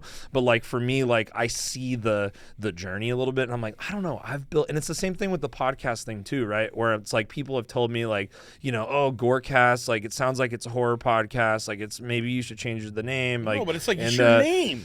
But it's my last name is Gorman, yeah. So I think it's funny, and it's like it's not a gore podcast. Maybe I'll get a couple views. People think it's gore, and they see it for somebody else. I don't know. Maybe I'll have a gore guy on. You know, I think I have a line on the guy who owns the Texas Chainsaw Massacre franchise now, or runs it. So I could probably get him in here. But and then that would be the true GORCAST. Yeah, yeah. But no, I'm like, but you guys, like, it's like people that they don't get that's like I've built. Even though it's still a small thing that's still growing, like I've done the whole thing where you start new, and our first band name was Sisyphean Conscience. It's like impossible to spell. People couldn't remember it. They didn't know what the fuck it meant. Sounds like a venereal disease. I know, dude. Fuck, dude. I got the Sisyphean Conscience. Yeah, dude, exactly. Yes, people called us syphilis conscience, and like sissy fuck cock dance was the best one that we ever. Fuck cock dance. Yeah, dude. And so, that's just like such an arrogant. And dude, name. You would be so surprised in our little northwest corner of the country what we did with that name in like 8 years. Like we made people go, that band with the name I can't spell, they fucking rock. You know what I mean? Awesome. And you might have had 4 shirts that you didn't know how to say the name. You know what I mean? Like, but they then at a certain point we were like, we need to change the name and like change the sound up. It's just not work. People can't remember, and we need new life into the band. So we called it Bystander. You know how many bystanders there are? Yeah. There's a lot. So I'm from a world where you can look at the 5 other bystanders and go, we could take them. You know what I mean? Like, we can take that name and be. There's no the bystander. You're there's like, no. they are the bystanders. Well, yeah, we are the standers. Yeah, dude. Yeah, no, I call the band Stander for sure, dude. Yeah, working on a new Stander album, dude. That's awesome. No, but yeah, it's like we were able. Now, when you search like bystander band, we're the first one that comes up. You know what I mean? And it's like that's a hard thing to get SEO for the one word. And there's already 10 bands like that aren't doing anything with that name. So it's like, you know, you can make a name. The name is almost less important. Like, you need to, you know, like, dude, your company could be called anything. Yeah, it's because of what you and that's did the thing to is make like, it as you're saying this, like, what really comes up for me is like just death of ego. When you're young, like, you have to think you're the shit to even do a crazy thing to think like I can make it as a band. Yeah, like, you got to be kind of insane to do that, right? That like, is kind of crazy. if you were like pragmatic, you'd be like, well, like the odds are probably not very good, you know? Right. But like, you know, like I think as we get older, we just realize like it's okay to suck. The only way I'm gonna get badass is by sucking. You know what I mean? I'm like, who cares if someone fucking bombs at an open mic? You're not like a professional. Right. There's no one there that fucking matters. There's nobody there that paid to see you. Exactly. That you're letting down. Exactly. You know what I mean? You're just shaming yourself, which we all do anyways. Well, which is part of the fun. Yeah, right? And like, so like, I just think like seriously, when I was younger, I would get like, you know, that's when you're like, well, I'm the best and they need to know I'm the best. Yeah, I'm going to prove it. Yeah. But then you know what else is? You just limit yourself by your own limiting belief. You don't know what good is. You think you're the best because you have a tiny circle to relate yourself to. So when you get out in the world, it's like, yeah, when you go play football in college, you're like, oh, fuck. Everyone's like as good as me, you know? I used to just be like the biggest swinging dick. Now I realize I got a fucking little tuna can chode, you know? But yeah, I think that's a part of it. And then you just realize, like, holy fuck, there's so many incredible people out there.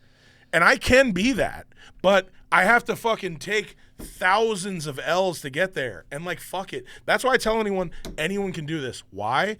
All you have to do is fail forward. Just fucking stumble. Yeah, fall forward. Somewhere. Yeah. Like, just like, you know what I'm saying? And then like, you fuck up that one thing with that one contractor, they fuck you over and you go, oh, so that's what I need to look out for next time. Exactly. Yeah. And then you're like, You wash your hands, like you wash the blood off your knee, just, right? Yeah, just don't like touch kids or like fuck people that don't want to be fucked, and you're gonna be pretty good. You're gonna, yeah, exactly. You know, like, don't be a piece of shit. Yeah, like, you know, you're gonna like, make it. Like seriously, you're gonna get somewhere. Yeah. You know. This random segue, but I want to know more about football, dude. Because here's the thing. What do you want to know, bro? What do you want to, dude? I want you to teach me, dude. I want you to. What's the guy's name everybody likes? This is now a Pat McAfee show. You know what's funny though? I don't watch football ever. I don't think I've ever sat through a full football game in my life. Dude, I think it's weird. It is kind of weird. They're like, well, we did it. We won the Super Bowl. You're like, you didn't do anything, bud. Yeah. Like, chill out. That classic thing, like, there's a meme where it was like, it's like a bunch of dudes with like their whole bodies painted for like the Bengals, and it's like, imagine if like anyone cared this much about like something important. Yeah, you know what I mean, or exactly. Whatever. Like, but you know, let people have their thing. You know, Yeah, I feel like a lot. that's what Dude, I'm you know what I've noticed? A lot of football fans that are like diehards. They're hardworking, like family people, and it's like their one fucking thing that they get to like, and it sucks. It's like kind of pathetic. It is dude. a little I hate bit. to say It is. Fantasy football is Dungeons and Dragons. It's the same fucking shit. They're just as nerdy. And so describe it to me. How is it like Dungeons and Dragons? I don't even know really how it works. They're like, well, I'm picking, my quarterback, my mage, and I roll my little dice. It's like, dude, you're putting together like this fake team, like, and you know what? Dungeons and Dragons sounds actually cool to me. Yeah. To that, it's just like for football and sports nerds. Yeah. That's what it is. You're like, go throw the football with your son. Yeah, Jack. you're like, and then they're like, what's so funny is like, so a bunch of my close friends have played. Like, there's probably like 10 or 15 players from Rice that have made it big in the What NFL. is Rice? I don't know. Rice University. Where is that? It's in Houston. Okay. It's a Division I school. Okay. We're not like super great at football or anything, but we're like, they call us the Harvard of the South. Oh. But we play against UT and Okay. U of H and A&M and all I that see. shit. I see. So we had a lot of good players, but they're like, dude, you meet these fucking like little pencil neck punks, and they're like, "You fucked me over in fantasy football," and you're like, "What? Like, did you just say that to me?" You know, and that's what We're saying. gonna do this right now. Oh my god, Dude, you know. So I've never understood the fantasy thing, but I will say that so I grew up playing football, like collecting football cards. My dad played football, so I grew up seeing all these pictures of my dad like in the pads looking all cool. Yeah, you know that's what I mean? pretty sweet. It's pretty dope. And like he's from Ohio, so they're big on like high school football is a huge deal there. Yeah. My cousin is like the freak of the family. He's like 6 or 7 feet tall and like 200. 7 feet tall. Dude, I don't know if he's like 6'7". He's Yeah, huge, he's a dude. massive he person. towers over the entire family, all of his Wow. brothers and sisters, and he's like 230, like enormous. And he's like I got to see him play one of his last high school games before he went to college. He's playing for not Ohio State, but University of Ohio. Yeah. I think the green one, right? I don't know, but see, I don't know shit about Dude, football. I don't know. You could literally ask me like the quarterback of like massive pro teams. I don't know. Who I'm they trying are. to get into it more, is what I'm saying, is because I've seen, I watched him play football, dude. He was playing like one of his last couple high school games as like a senior, and he was just so.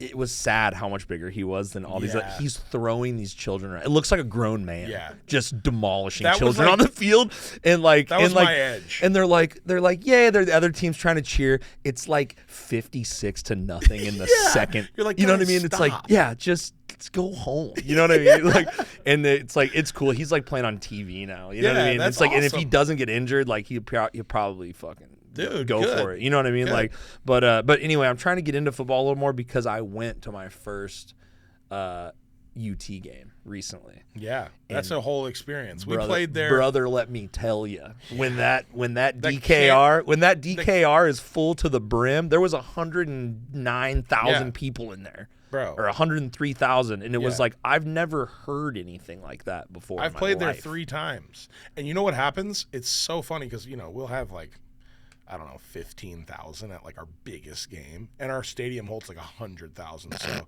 In it's Rice Stadium? embarrassing. Yeah. Like they have the 73 Super Bowl there. Yeah. So it's really ridiculous. But we go and play at UT, and I mean, dude, that atmosphere is fucking electric. But whenever they score, they have fucking cannons in the Yeah. end zone. Yeah. And they fucking blow off. And oh, Dude, I was shit. right next to one when Yeah, it went off because they're I was on the terrifying. field taking pictures and shit. Oh, wow. And That's so cool. It was lucky, yeah. It was one of the clients I work for is like a sponsor. Yeah. And so they like have a bar in there, and so they were like, yeah, let's fucking, go out That's on awesome. the field and shit. And I was like, dude, they were like, don't take any pictures of the players, but like you can come down here. Like, I'm like, Yeah, it's just like, it's just this but whole thing. how did you get into playing college football? Okay, so to answer your question, when I was like 4, they had to give me an MRI to see if I had giantism. I was the same size as a You 12-year-old. are just a giant man. I'm a large person. Like, I'm very wide. Well, you're stocky. tall. Yeah, too. but you're built like a bouncer. You're the perfect. yeah, you're like a seriously, cartoony I'll like bouncer. I'll like do that joke where I stand in front and ask for ID. no one bats an eye. It's super corny. But I was massive as a kid. Like, when I was in like 8th grade, I was like 220 pounds. Whoa. So I was dominating early. But what's so funny about that in New York, where I'm from, they had weight restrictions. So I was fucking 8 playing against like 13 and 14-year-olds. Oh my God. And they were just fucking my shit up. Oh you know? yeah, because you're an 8-year-old. Yeah, like I didn't have like And, like, my aggression like didn't come in yet. the puberty Yeah, happening like, for they were them just, and like, not even close they for were you. like destroying me. Oh, my But I had a God. bunch of fun doing it. Yeah. And I started wrestling at like 6. My dad. So another big part of my story. Not to drop too much on you, my No, dad. let's do it all, dude. He played football and baseball in college. He was like trying out for the Jets. He was in like a farm league, like AAA, or I guess single A actually. Single Baseball? A. Yeah. Okay. So he was doing baseball and football. But dude, at fucking 25, he had me at 20. He got paralyzed from the neck down. Your dad? Yeah. Oh, dude. no. Fucking trippy, and it's so weird. Is he because- still around? No. And then he died 5 years later from complications. I'm sorry. No, that's okay. Honestly, it's so crazy because I remember the fucking moment when my mom came to pick me up from school and I could see her through the glass door and I was like, she's going to tell me that my dad's dead. And I was like, this is like the moment that everyone dreams about. this is the moment that everyone is terrified from. Yeah. But like seriously, it's like a nightmare. Yeah, what and you're saying. like I was just like, whoa, like. But again, like I'm here. Yeah. Like a pit of hell didn't open up. Like I'm alive. Mm-hmm. So it literally was the most freeing thing ever. It made me like because he was disabled from the accident. from when I was 5 to 10. Yeah, like super powerful dude. Like I'm from a little small Italian town, and like So sad to like not be able to raise your kid in those years. yeah, too, but you know what's what I mean? crazy? He was like my football coach from a wheelchair. Yeah, he was like wrong. Yeah, you he know was what I still mean? like he was still making me fucking run, and every time I'd fuck up, I'd have to do like 100 push-ups, and I fucking hated him, but like it made me a beast. Yeah, dude. that'd be a funny like movie, like in a comedy movie, like a dad like in a chair, like I'm still not proud of you, son. Yeah, you know what you're I mean? like, dude, you can't even walk, bro. Yeah, Like, exactly. chill. You'll never be anything. You know what I mean? It's like, you know, like fucking. Yeah, I mean, hopefully you can laugh about it now. Oh no, I totally can. And basically, like That's a lot to go through, though. yeah, it was, but I grew up super fast, and then I just realized, like, fuck, like life is vulnerable. It's fleeting. It's fragile. So instead of like holding up, I was like, I'm gonna just fuck everything. You know, I'm Yeah. gonna just give myself to the world. Yeah. And like, I wasn't afraid to ask questions. I like snatched opportunities. Like I said, it was extremely freeing for me. Yeah. But he just was like a really good, like there was like legends of him in this little Italian town, and like he was like really a great athlete. So I was like always looking up to him. Yeah. But I was way bigger than he was. So basically, you know, as I'm younger, I got like the hard knocks with the older kids. I was always big. I started wrestling super young. And then when my dad died, my mom met my stepdad. He's in oil. We ended up in Houston. Okay. So then I just like, I could not let people beat me. Like that was another thing. Is Just like, at anything in life or football? yeah, at anything. Like I was like, I feel like when my dad died, all the focus, like, or like him in the wheelchair, it was all on him. So I was like, I need to excel at everything. Like, listen to me, watch me, you know. So I was just like beasting athletics in every category. Like, So you said the focus was on him. You mean so when he was gone, it was on you? well, and then like no, because then everyone focused on his death, and like, Right. I was still like trying to get attention through accolades, I think. Okay. So, but we moved to Texas, and we moved to Katy, Texas. Cinco Ranch was actually my high I school. like Katie's popping off. Oh, right now, dude, bro. it's sick. fucking crazy. It's so much good Asian food out there in Katy. Oh, dude, it's nuts. absurd. Yeah, all of Houston's food is fucking gnarly. But anyways, you know, we had 5,000 kids in our high school. I ended up starting on varsity as a freshman in high school. Is that just because of your size? Well, and I think it was just because I was also like, I was mean, dude. I like love to compete. Yeah. I'm a nice motherfucker. Like I love everyone. But like if we get into like a one-on-one competition, like, you know, like Yeah. I said, I hate working out. I hate the. If I'm like, I think I can hit a baseball better than you, John. Oh yeah, no, I'll find a way. Yeah, you know, dude. or I'll die trying. You'll break the bat in half. Yeah, and like so basically, I just loved competing, and I was super aggressive, and I think the wrestling like really gave me an edge in football with just center Oh, balance. I bet. Yeah, like getting under. Because that's people. off season, right? Yeah, So you're so- wrestling while everyone else is eating Exactly. snacky cakes and playing Yeah, video games yeah. inside. And wrestling is absolutely brutal. Oh, like, yeah. it is the fucking hardest. That's like sport you always imagine. hear about people throwing up during training. Like, Oh, dude, like yeah, we because threw you're up. running and Yeah. shit so much. We would have practices called red flags for 2 hours with constant movement and no water. So yeah, it was brutal. Like, Jesus. but They were dude, training you for war. Yeah, they really were, dude. And you'd have to go and do like 10 matches in 2 days, and you'd come back with people would have broken noses and like massive black Who are the eyes. sick fucking wrestling coaches that just love to Yeah, just my coach- torture these children? Dude, we had a Russian from the Soviet Union, national champ. to run. Yes, And you will his get name no was water. Miran Karchilova. Oh, shit. Yeah, he's like, and dude, I'm a sophomore. I'm like 260 pounds. This is pre-Khabib days, Yeah. pre-Dagestani Oh, loyalty dude. days, bro. So this guy Miran, he gives us a wrestling camp. He goes, "You big guy, come here." Oh, shit. And for like 15 minutes, he just takes me as a puppet and is like tossing me, like my feet are in the ceiling, like boom, like. And I was like, It's like showing you all how yes, strong he yes. was, basically. Well, and just like it's all about technique, and that's where I was like, Yeah. damn, Like that's some jujitsu stuff too. Yes, Just like how yes. it's like you don't need to be the biggest or the strongest. No, there's angles and there's like, and honestly, then he goes after he beats the fuck out of me for like 15 minutes. He was like, "You'll be state champ someday." I was like, "Wow, I didn't see that one coming." You know, shit. You do a good Russian, dude. Oh well, it's a little bit of practice. I can do a little accent here or there. There you go. But yeah. So then basically, I just took that same like drive of just competitive, like, I just could not stand for someone to best me in anything, which was almost like, it's kind of a double-edged sword because I was pretty hard on myself. Right. And also, I don't know. I've never been like a super competitive dude.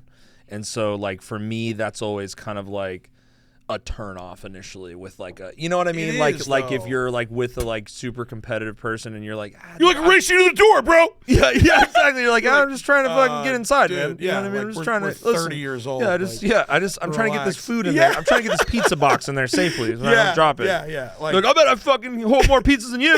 It's like, and you're like, I bet you can. Yeah, exactly. Nobody's like how saying you deal can't. with like your like toddler younger. Yeah, brother. yeah, exactly. Well, and I just realized like, so like there is so much ego in all of that, and like, dude, to be good, like, I thought like I literally was like, if anyone in this fucking vicinity could beat me up, I'm a fucking pussy, Right. And like, so as I've just grown older, I've just realized like, yeah, like there's always someone tougher than you out there. Mm-hmm. There's always someone better than you. I can like, all I have to do is like be better than myself. Yeah. And that's the hardest thing, right? So basically, yeah, I was just like super aggressive. I was good. I was a good player. I was, a little bit smarter than like the average like football dumbass. So like I knew like the plays well. And then like my senior year, I got some like recognition from being like all conference and shit in high school. And then I had like some options, like Harvard wanted me to play there. There was like to like leave the school you're at now and go play, or this is after high school? After high school, okay. Like or my senior year. Yeah. So like everybody's trying to pluck you. Yeah. That's what they did to my cousin. Yeah. He was getting letters from Duke. And that's pretty cool. He was looking at all the locker rooms. He was going on trips with his mom and everything. Exactly. And trying to figure out where he wanted to be. And so ultimately, I decided like I want to go to the best academic school that's also free because it was a full ride. Like Harvard, Ivy Leagues, they don't have athletic scholarship. So, really? Yeah, they don't. So they have financial aid, but like the basic. So you were in, but you had to pay. Yeah, and it's like, and dude, getting in was kind of like that was like their like we'll give you a deal, we'll let you in. Yeah, $60,000 a semester, and I'm like, I think I'd just rather go for free. Ooh. Also, dude, I met my wife in 8th grade, so we had this like really toxic on again, off again thing where like I couldn't leave. Dude, let's talk about that for just 1 second though. Before we go back to finishing the football story.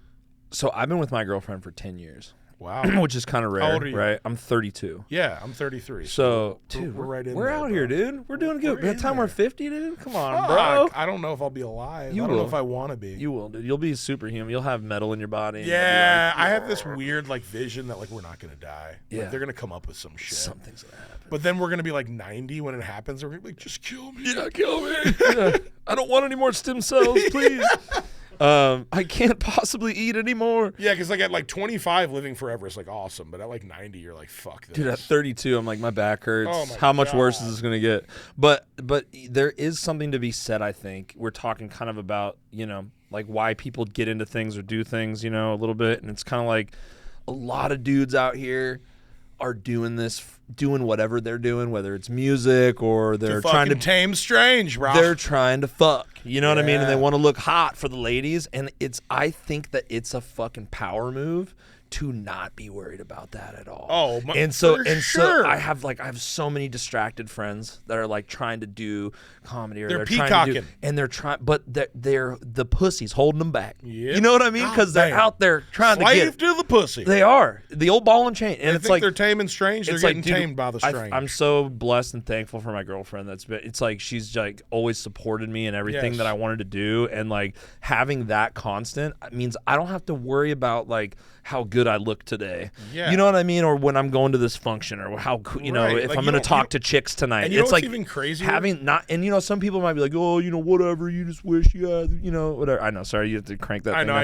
I keep. I do the same shit, but it's like having that has allowed having that constant and not have to worry about all that whole like just putting checklist. that side to bed of your life. Like, it's I'm like, good here. Yeah, and it's like it's so relieving if you're working on some shit to like not have that be a variable of factor. Yeah, and you like know? you know, I see a lot of guys in music that it's like you're just doing this to look cool Yeah, for and you 30 know what's minutes funny? to try to get some pussy. Yeah, the merch tape. I mean, like for real. And then you're just like, your mind is so clouded by that like, yeah, you're letting like your hormones guide your life. That's a horrible way to live. Right. You're never gonna be like thinking of anything logically in that way. And then they break up with the girl and they go, "Whoa, where Yeah. was I?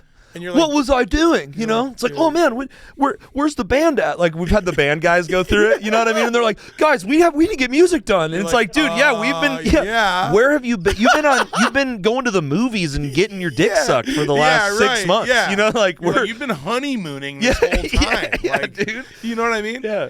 And I think, you know, like again, it's like young love, have fun with it, all that shit. But like, god damn. I think do whatever you want, but it's like I'm lucky and rare. It's a rare situation where you have like a constant person like that, and you don't have to worry about that whole aspect of life, like dating and all that stuff. It's just like such a time, money, brain power suck. Yep. You know what I mean? And it takes you away from the fucking mission. You know. And the funniest part about it is like when you're actually attractive to a woman is when you're like secure in yourself that you don't need women. Yeah. So it's like just this horrible cycle. I've been lucky that I was always just kind of awkward and like women just never liked me very much.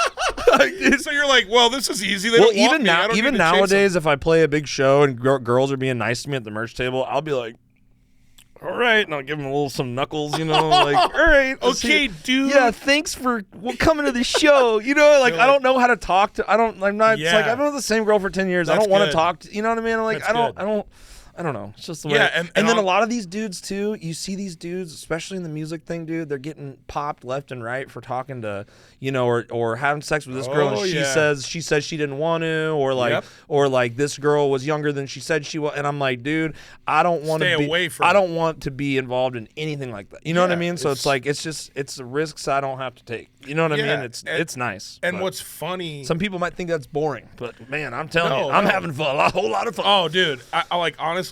It's so crazy because I had such an unstable childhood, and like I was definitely victim to like needing affection from people. And like, dude, I met my wife in 8th fucking grade. I knew I wanted to marry this woman. I was like, she's just like the perfect, like fit. She's so grounding. She has like a way smaller circle. Like she's literally the opposite of me, which caused a lot of stress early on in our relationship. Yeah. But I absolutely love her for it now. Yeah. But like I latched onto her because I was like, I need stability. You know what I mean? And like, yeah, we had ups and downs. We broke up a million different times, but we all know those people that could use a little of that stability. Oh, for sure. You know what I mean? Dude. Like your Tomcat homies that are out there. And you're like, bro, like you're not killing it. You're lonely. Well, they're like, dude, like they'll hang out with you and they'll be like, dude. I was trying to write a bit about this at one time. I don't think it works because there's too many people out there trying to fucking get pussy on Tinder. Yeah. But they were like, it hits home too hard for people. But there's like those friends of yours are like, dude, I just don't know what it is. I'm just so depressed and I just feel like shit all the time or whatever. And you're like, all right, well, you want to hang out? No, dude, I got to go fuck this girl I've never met and we're never going to see each other again. Okay. You know what I mean? It's the 4th one this week. So and I'm you like, never had a meaningful connection in your life. I'm like, all right, dude, well, maybe one day you'll figure out what the problem is. I don't know. Hopefully and that's so funny. It's like, well, maybe when we're like all having like an awesome guys' night out and like we're all bonding and like fucking gallivanting with each other and you're like over there with some fucking loser like 18-year-old chick. Yeah, like, trying to hit on her. Yeah, you're like, well, yeah, like you're doing scumbag activities, bro. Yeah, I don't know. Maybe I'm just old and wifed up, you know, and I'm just like, but you know, I do see people, you know, it's like you kind of, you always kind of, there's a part of you that's like, it seems kind of fun, but then you're like, oh, dude, I don't know. The grass is always greener. Yeah. And you're like, man, like, you know, like finding some chick that I don't have to like mutually like agree with things upon. Yeah. Like, someone I could just it just all none of it sounds fun to me. Honestly, it doesn't. I like broing down with chicks. Yeah. Now that I like, it's like that me pursuing them in any way is so far from my goal list with this interaction. When I'm like meeting a girl at open mic or something, like I just did a podcast with Audrey Scott. We were talking about, cool. She's really funny comedian here in town. Or like she was telling stories about all the dudes at open mics. They're like, hey, you know, like we were making fun of like she's like Helga from Hey Arnold with that like creepy guy. It's like, hey, and she's like, you know, wax the guy. Yeah. Like Harrison, do the voice in the microphone. He's got the good voice. You gotta unmute it. How do I do that? The button down there. Bottom down. You're screwing it up, dude. No, he had the heavy all right. breath going though. Wait, which one is it? It's 4. It's 4. You got this. You can't hear me. I can't hear you at all. Can't hear me. I can hear you Now now. he can. Hi. Yeah, dude. He's so good And at she it. just fucking breaks his nose but like and there's glasses. you actually can have so much more meaningful relationships with the opposite sex when you're not just so Bro, focused that's on so banging them. crazy. You know what I mean? Yeah, like and you're like, I'm actually, talking to you as like a human being. There was a time when I literally had the belief like men and women cannot be friends. Yeah. Like, and I know that sounds so stupid and fucked up. But when you're young, you're kind of like, you know, like any guy trying to hang out with my girl is just trying to like have sex with her, right? And so you then are kind of like, you know, like every interaction with a woman is like transactional, right? And Yeah. it's like, but then you get out of that headspace if you're not, you know, trying to pursue, you know, each chick you're talking to, and it's like you're able to have like great platonic friendships and that's so learn funny. so much and meet, you know. Because I have so many Cool chicks. like, girlfriends or just like, you know, like we'll go on a trip and like my guy friends are like hitting on all these chicks and I like see the married chick and like we just like have a regular like conversation. Yeah, you're like, I guess I'll go vibe with her. Yeah, you you know what I mean? Like and like actually you're right. You're like, wow, like are like, so have I'm you been to meeting the her as a pumpkin human. patch recently or what? I'm like, so like I'm like, wait, like women are like equal to men? What? Yeah, like so Yeah, so it's of funny. course.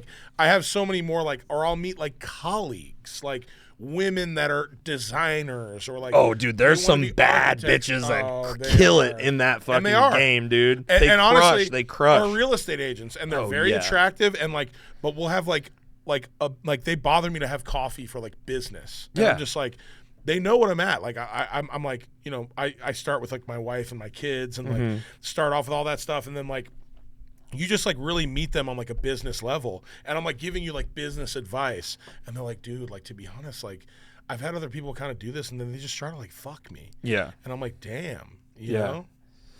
Yeah, it's weird. But yeah. But yeah. Anyway, sorry. We were talking about. We were trying to finish up the football story. Oh yeah. So you're talking about your wife that you met in 8th grade, and I'm not sure how that played into you going. You were getting shopped around that's at why Harvard. I went to and stuff. Rice. That's why you went to Rice. Because okay. I didn't. She went to A&M at first, and then she went to University of Houston.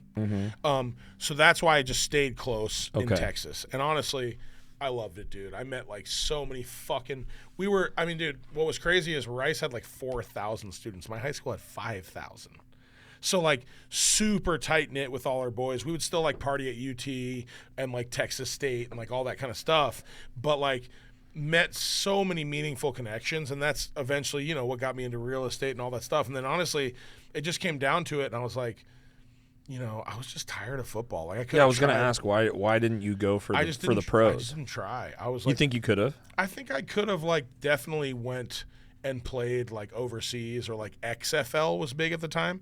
And I have some indoor? friends. Yeah, and I had some friends that started XFL and like really killed it in the NFL. Okay. Like, So that was kind of like a stepping stone for a lot of people. yeah. And I just honestly was like, dude, like I'm over it. Like I want to do law school. Like, you know, That's and- such a power move. yeah, It's so and, baller. honestly, I was just like, fuck, like, God, dude, I'm just tired of it. You I know? want to see so badly the alternate reality universe where, where I'm you're a a lawyer. lawyer, dude. But I'm It- still. but I want you to so badly be like the fucking shitbag Saul Goodman. Like if you need a fucking lawyer Yeah, to get you out of a exactly. if you murdered somebody, hit me up. You know what I mean? I think I'd be great. Dude, like you're on the billboards. What's up, guys? I'm John Yeah, Gioffre. exactly. If you need representation, and I've got it for you. Do you like driving drunk? Then I'm the guy for you. Yeah, dude. You know, but like, yeah, it was like 2 for 1 DUIs. Yeah, and you know what's so funny is like I interned at like the public defender's office, and like you meet all these people that are just getting fucked by the government. They're just poor.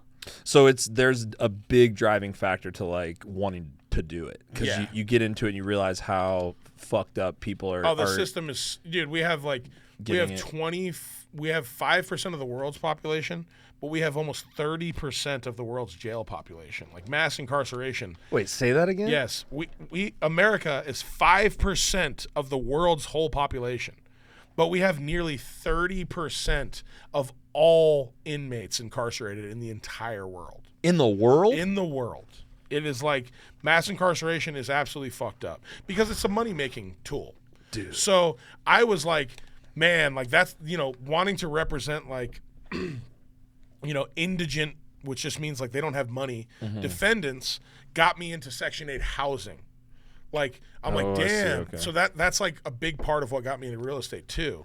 But like, yeah, then like I met all these like big swinging dick defense lawyers. They'd wear like fucking pink suits to court, and like, Right. they were like super boisterous, and like the jury. The Saul Goodman guys. Yeah. And Yeah. I was like, oh, dude, like I could fucking have a jury eating out of the palm of my fucking sack. Right. You know? Yeah. And The palm of my sack, dude. I just came up with That's that. a good one, Fucking dude. hell. That's Hey, a good one. Write that bro. down, Give dude. me a pen. Yeah, give me a pen. But so basically, yeah, I was just like, dude, like I want to like defend like the guys getting fucked over by the government. Was there what was the moment where you had that shift from like, I'm going to be a football star? Because there had to be, you were going down the football path. Yeah, and that's so all my mind was set on. You were fucking tunnel vision Yes. on we're Yes. going to play pro ball. And then you, at You know something happened. You know what it was? It was like one of my friends was like an exceptional football player, and then he got like drafted, like it's called Mr. Irrelevant, the very last person of the draft, and I was like, ugh. What is that? What are the connotations of that? Well, he just got like he was the very last pick, and I was like, damn, like he's like that gym good. class all over again. Yeah, like getting picked but last like, in gym yeah, class. and But I'm for like, the this NFL guy's an draft, exceptional human being, and I was just like, fuck, like this is gonna be a tough road for me. I didn't really love football for football. I love to like fuck other people up. Like that was my Right. jam. Is like just like hitting the people. contact. Yeah, and then like the camaraderie was incredible too. Right. Right. But then I was like, you know what? Like, I'm just ready for something new. Like if it was like. Obviously, if I got like the NFL on a silver platter, I probably would have fucking with a $6 million signing I probably bonus. would have went for it. But like I was like, like we didn't have a great season. I was a good player. I started all 4 years, like all that shit. But I was just like Pretty kind of crazy. ready for something new. Yeah. And honestly, incredible experience. Like just so amazing on so many different levels. And honestly, even just like athletics makes you interact with different cultures so much.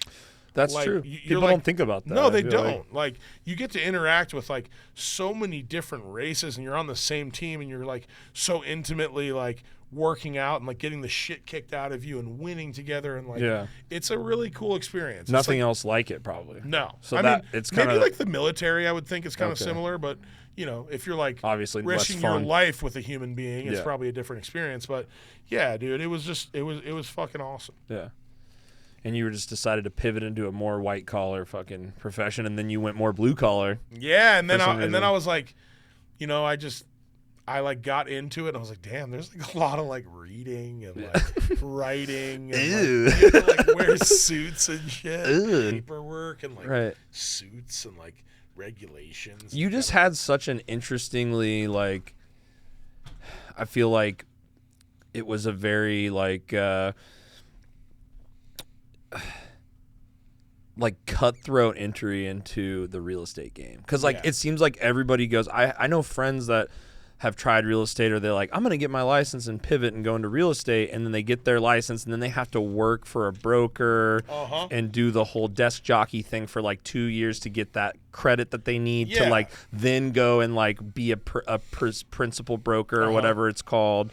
And these are like terms that I only understand just from hearing Yeah. them from other people, but it definitely seems like a little bit of like a corporate ladder that I wouldn't want to It climb. is. You know what I mean? And it that's seems why- like you kind of skipped all that. Well, because shit. I knew I never wanted to be a realtor. Like I just was like, realtor. Like I want to get my hands dirty. I want Yeah. to like, and just like creating something was like such an attraction to me.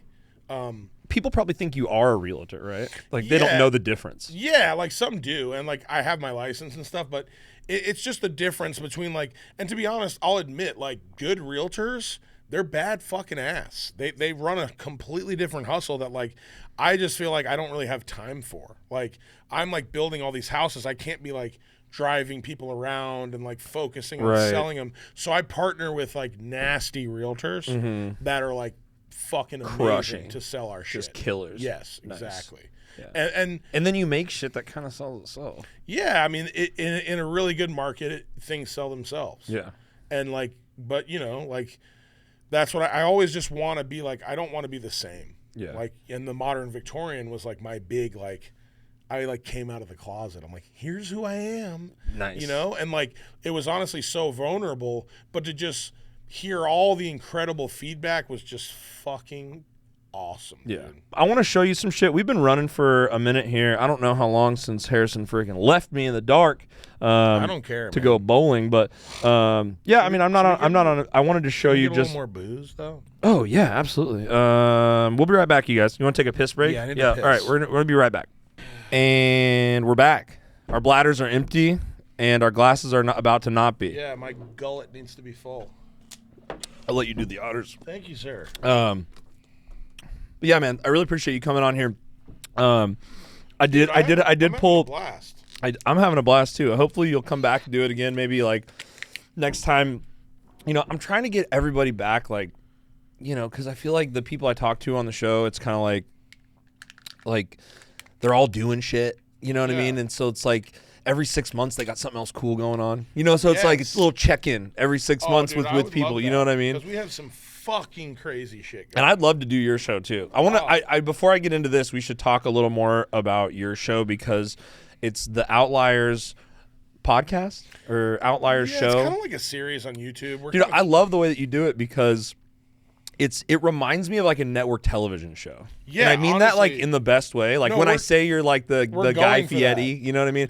It kind of has this diners, drive-ins, and dives kind of vibe to Bro, it. that is- where you're Well, like, that's my shit. I fucking love yeah, that. yeah, dude. That's Harrison's uncle is actually Guy Fieri.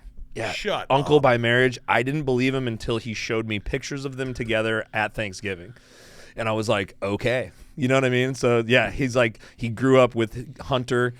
Him and Hunter are really close. Harrison and Hunter. So it's like, yeah, it's a weird like fucking small world kind of thing, you know. Dude, that's like But- honestly, people like kind of joke about him, but dude, he's a fucking the sickest professional. dude ever. He's so dope. Yeah, He's and like the coolest guy. What's so ever. funny is Derek, my videographer, like makes these jokes all the time. Like, dude, you're the Guy Fieri of construction. You are, dude. And I'm like, well, fuck yeah. Like, I want to be badass and like entertaining and like. Well, and lovable, likable, you Yeah. know what I mean? All that stuff. And it's Yeah. cool. But your show is so cool because you like describe it how you'd want it to be described, I guess, to Yeah, people. that's You cool. basically go out and showcase what people do and then kind of talk to them, right? Yeah, like so basically like just a big tenet of the show is just like taking your passion and turning it into your paycheck. Yeah. Right? So like you don't have to be fucking rich. Like none of this is about like money cuz I don't know if you've ever met like wealthy people and you're like, "Damn, like they kind of like you can tell they're not fucking happy." Or like you're dude. not that interesting. Yeah, Like, you know the what I most mean? interesting thing about you is the that money. you're wealthy. Yeah, exactly. And that's kind of one note. Yes. And so basically, like, I want to like showcase these badass people. Like, that's why I fucking love your journey of like, I had 10 grand. I just came to fucking Austin. I made it happen. The whole medical marijuana or the legal marijuana, like Failure. you know, Yeah. like, dude, that's outlier shit. And basically, what I want to do is A, showcase these amazing, extraordinary people, but B, like extrapolate like this awesome advice and like, hey, like we just interviewed like a chick that's a painter. Keep talking. I'm listening. Yeah. We interviewed like a chick that's a painter, and it's kind of weird talking to you when you're not here. But basically, I want to like get these stories out of people of like all their fuck ups and like how they became what they've become. And then basically inspire other people that might feel stuck or lost. Yes. That like, dude, all you have to do is like, if you have passion in it, just like dig it out. Figure out how to monetize. Yeah. Sniff it out, you know? See, I love that because in a sense, that's some of the stuff that I like to do. Like I want to hear, like, I want to have my photographer friends on or like peers. Like the last episode was my buddy Sean Nix, who's the photographer and personal trainer that follows Tom I Segura watched all a over little the bit world. of that. That was awesome. And like, you know, I want to know how the fuck you ended up there, right? Yes. And like, how did you? I want to know. Go back to when you picked up a camera. Yeah. And like, he told me that his first camera was like this little spy camera that his mom had or something that he wanted, like, or something Right. like. It's always a weird something that got him in. It's like, you know, it's like there's so many cool stories about that, and it's a thing that I think is over glamorized, like. The whole like I'm my own boss, like everybody's kind of an entrepreneur in their bio kind of person now, you know what I mean? But it's like at the same time there's a lot of people who are wasted, like their potential is being wasted because they're doing the 9 to 5 because that's what they think they that's need. what daddy and mommy tell them they need to do. Or that's what they think that they need to do because that's what society kind of tells you. Like, you need to get a job and work hard. Like, that's what we do in America, which is true. You do need to work hard and you know, but there's a way to make like your passion and your art or whatever it is that you do your job. There is a way. There is a way to do that. Well, and what's incredible is, like you said, you have fucking Uber, you have Instacart, you have like backup plan, babysitting apps, you have like Etsy, you know stuff what I mean? to fund your side hustle. Yeah, and like so that's the thing. Is like the last thing that I ever want is when people look at me and like I don't ever want someone to be like, he has something I don't. It's like, fuck that mentality. Right. We all are the same. And like, if you just believe in yourself, and you don't have to quit your day job, right? But fucking go and invest in that thing. Exactly. If you want to do woodworking, whatever the fuck it is, you're gonna need to buy a fucking shop bench or like, some for it, A-frame. What do they call those things? The saddles or whatever, or the salt horses. Yeah, you're gonna need it. You know a little construction. I know a little stuff. Hey, my parents built an addition onto their house onto our house, and so I was there. I used to ride themselves. Well, they were the John Gioffre, right? Uh-huh. Like they got the architect together. My dad had a vision for what he wanted the loft in here. He wanted it to look this way. It was badass. I was an only child. I grew up in a 6-bedroom addition. Oh, that's so cool. Like, because we had my great grandma lived with us from the time when I was like 5 until she passed away when I was 18, and we moved from, my parents were in the Army. Was this in Portland? Yeah, like cool. Tigard. It's like a suburb of Portland. It's kind of like our Buda, Cedar Park or whatever. You know what I mean? Okay. But it's like I was kind of I did go through like the construct, like, you know, my parents' wall, the back wall of our house was a tarp for like 6 months. You know what I mean? That's like, awesome. And so I kind of went through some of that like construction shit, but. And then going through the stuff with the grow and the contract, it's like I had to be a John Gioffre in that moment. I had to like get all these fucking people together and figure out who was lying to me, and you know what I mean, all this shit. And that's the toughest part. But it's like, it's funny how much we can navigate and how much we can do when, like, you know, the other thing is too, like, some of these people's stories, they just fucking went for it. They burned their old lives down. This fucking artist was a nurse. She said, fuck this. I have a month to make my rent. I'm just going to sell my fucking art. Quit her job. Like, what? In Austin? Yeah. What's her name? Her name, God damn it. Which one of these is it? This there one. She is. I'm not going to play it with sound because YouTube Eileen Fitzgerald. Eileen Fitzgerald. Yeah. Shout out Eileen Fitzgerald. Dude. See, Eileen Fitzgerald is... This was what's so crazy is, like, I was worried, like, damn, this is like the most calm, like, serene episode we're going to do. Like, because, you know, I'm like making barbecue with KG, with like Evan Leroy. We're looking at the pits, like, with like Chief Firewood. We're like, you know, busting down wood. And like, there's all these, like, I met with like motorcycle riders and pro wrestlers. I was like, is this going to be stale? But dude, she had some of the most profound fucking advice. Yeah. Like, in this goddamn episode right here is like all the fucking inner workings of what you need to go out on your own and whatever the fuck you want to do. See, that's fucking awesome. You guys got to watch this show, seriously. There's like, and I just love the way like it's shot. Like I want to find the one with the neon guy, because that was really amazing. Cool. The guy that made Joe Rogan's well, just look sign, up, right? Just look up John Gioffre. Right here, right? Oh, that's what I was on. Yeah, there you go. See videos. Oh, there he is. I saw him right here. Dude, this one is yeah. epic. So this is so dope because this is like a guy that makes neon signs, and you just kind of went see how it's shot so dope. Like it's shot like a fucking television show. I love It that. is, and that's kind of it's really cool. You know what's so crazy? From all this shit that we've been doing, I've been approached by 2 different production companies, and we've filmed pilots for our own show. Oh, really? Yeah. Are you gonna like go on Netflix? Well, and they shit? went to like the highest end of the fucking line, and eventually they made a different decision. But still, Right. That's it's awesome. like You're still getting seeing considered what the for fuck stuff. we can do. I think as you just grow as an influencer, Whatever. you know what I mean? I love how you're like An influencer. Yeah. Yeah. As you grow as a public figure. Yeah. You know, it's like they'll be like, the John Joffre See, and wants to do a that- show with that's us, kinda because what so they're much of that saying. is like, yeah, who are Like, you, well, basically? Who are you? Yeah. And I'm like, well, I know I'm fucking badass. Yeah. Dickles. And a lot of us know you're fucking Yeah. badass, dude. Fucking A, You know what I mean? dude. You're a fucking badass, too. You're a fucking badass, John.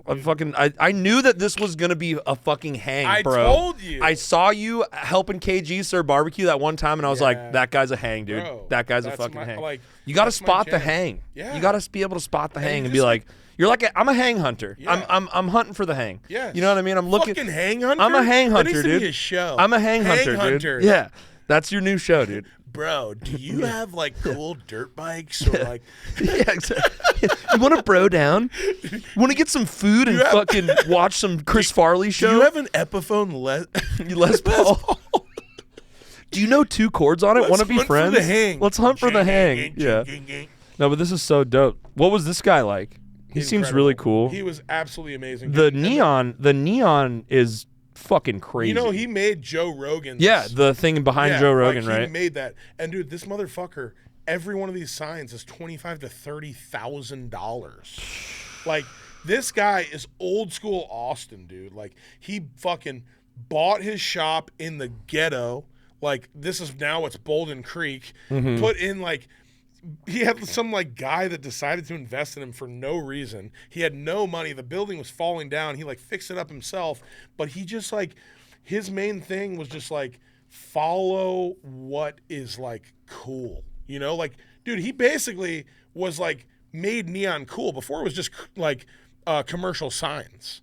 But Todd Sanders, now he's like, hey, man, now you're part of the fucking family. He was like, go stay at my place in Round Top. Like, he was just like an open book, dude. And he's just a fucking OG, man. That's awesome. See, like that's what I love about you. You're like sussing out people that are creative and all different kinds. Like, Yes. what other fucking real estate person is doing that? Gives a they don't give a shit, dude. A lot of the corporate guy. That's just that was why I was so drawn. I was like, I got to figure out what makes this dude tick because you know, how do you stay like inspired and like motivated to do all the shit that you're doing? Because I know I do a lot of shit and it gets hard sometimes. Like I'm trying to go hit open mic. Like for me, dude, like I'll do the podcast, I'll be editing up, I'll shoot a podcast and I'll edit a podcast, then I got client work I gotta edit, and then I gotta go shoot something, and then I'm like, oh fuck, it's 10 o'clock and it's Wednesday. Yeah. It's open mic night. I gotta go hit the mic. You know what I mean? And it's like, and sometimes I don't make it out because it's like I can't do that one other thing. But like then other times I'm like, nope, like not today. I gotta fucking get out there. You know what I mean? Well, I'm not gonna like be tired right now. Well, obviously, I just neglect my physical and mental health. yeah, dude. Yeah, dude. That's what you gotta do, baby. Just survive. Some things gotta suffer, dude. You know. Well, look, I'll say this. I'm so blessed. I have a very stable home life. My wife and my 2 daughters are my fucking Just like we were world. talking about. Yeah, and it's like I feel like I can go out and risk everything because I come home to just perfection. You know That's what I mean? awesome. Yeah. But that's kind of how I feel with my girlfriend. yeah, too. and honestly, the other thing is like I just fucking get off to this shit. Like I Yeah. obsess about it. You It really- is like you really what enjoy I it. think about it 24/7. So it's like that's why like some people they're building and buying and selling houses just for the money. Like the modern Victorian was like performance art for me. Like Yeah. how many people like That was your stand-up special. yes, it was. Yeah. And it was like this is my like coup de grace. Like this is who the fuck I am. Was that your first big luxury build? Well, it was the first one that was like fully pushed by my narrative.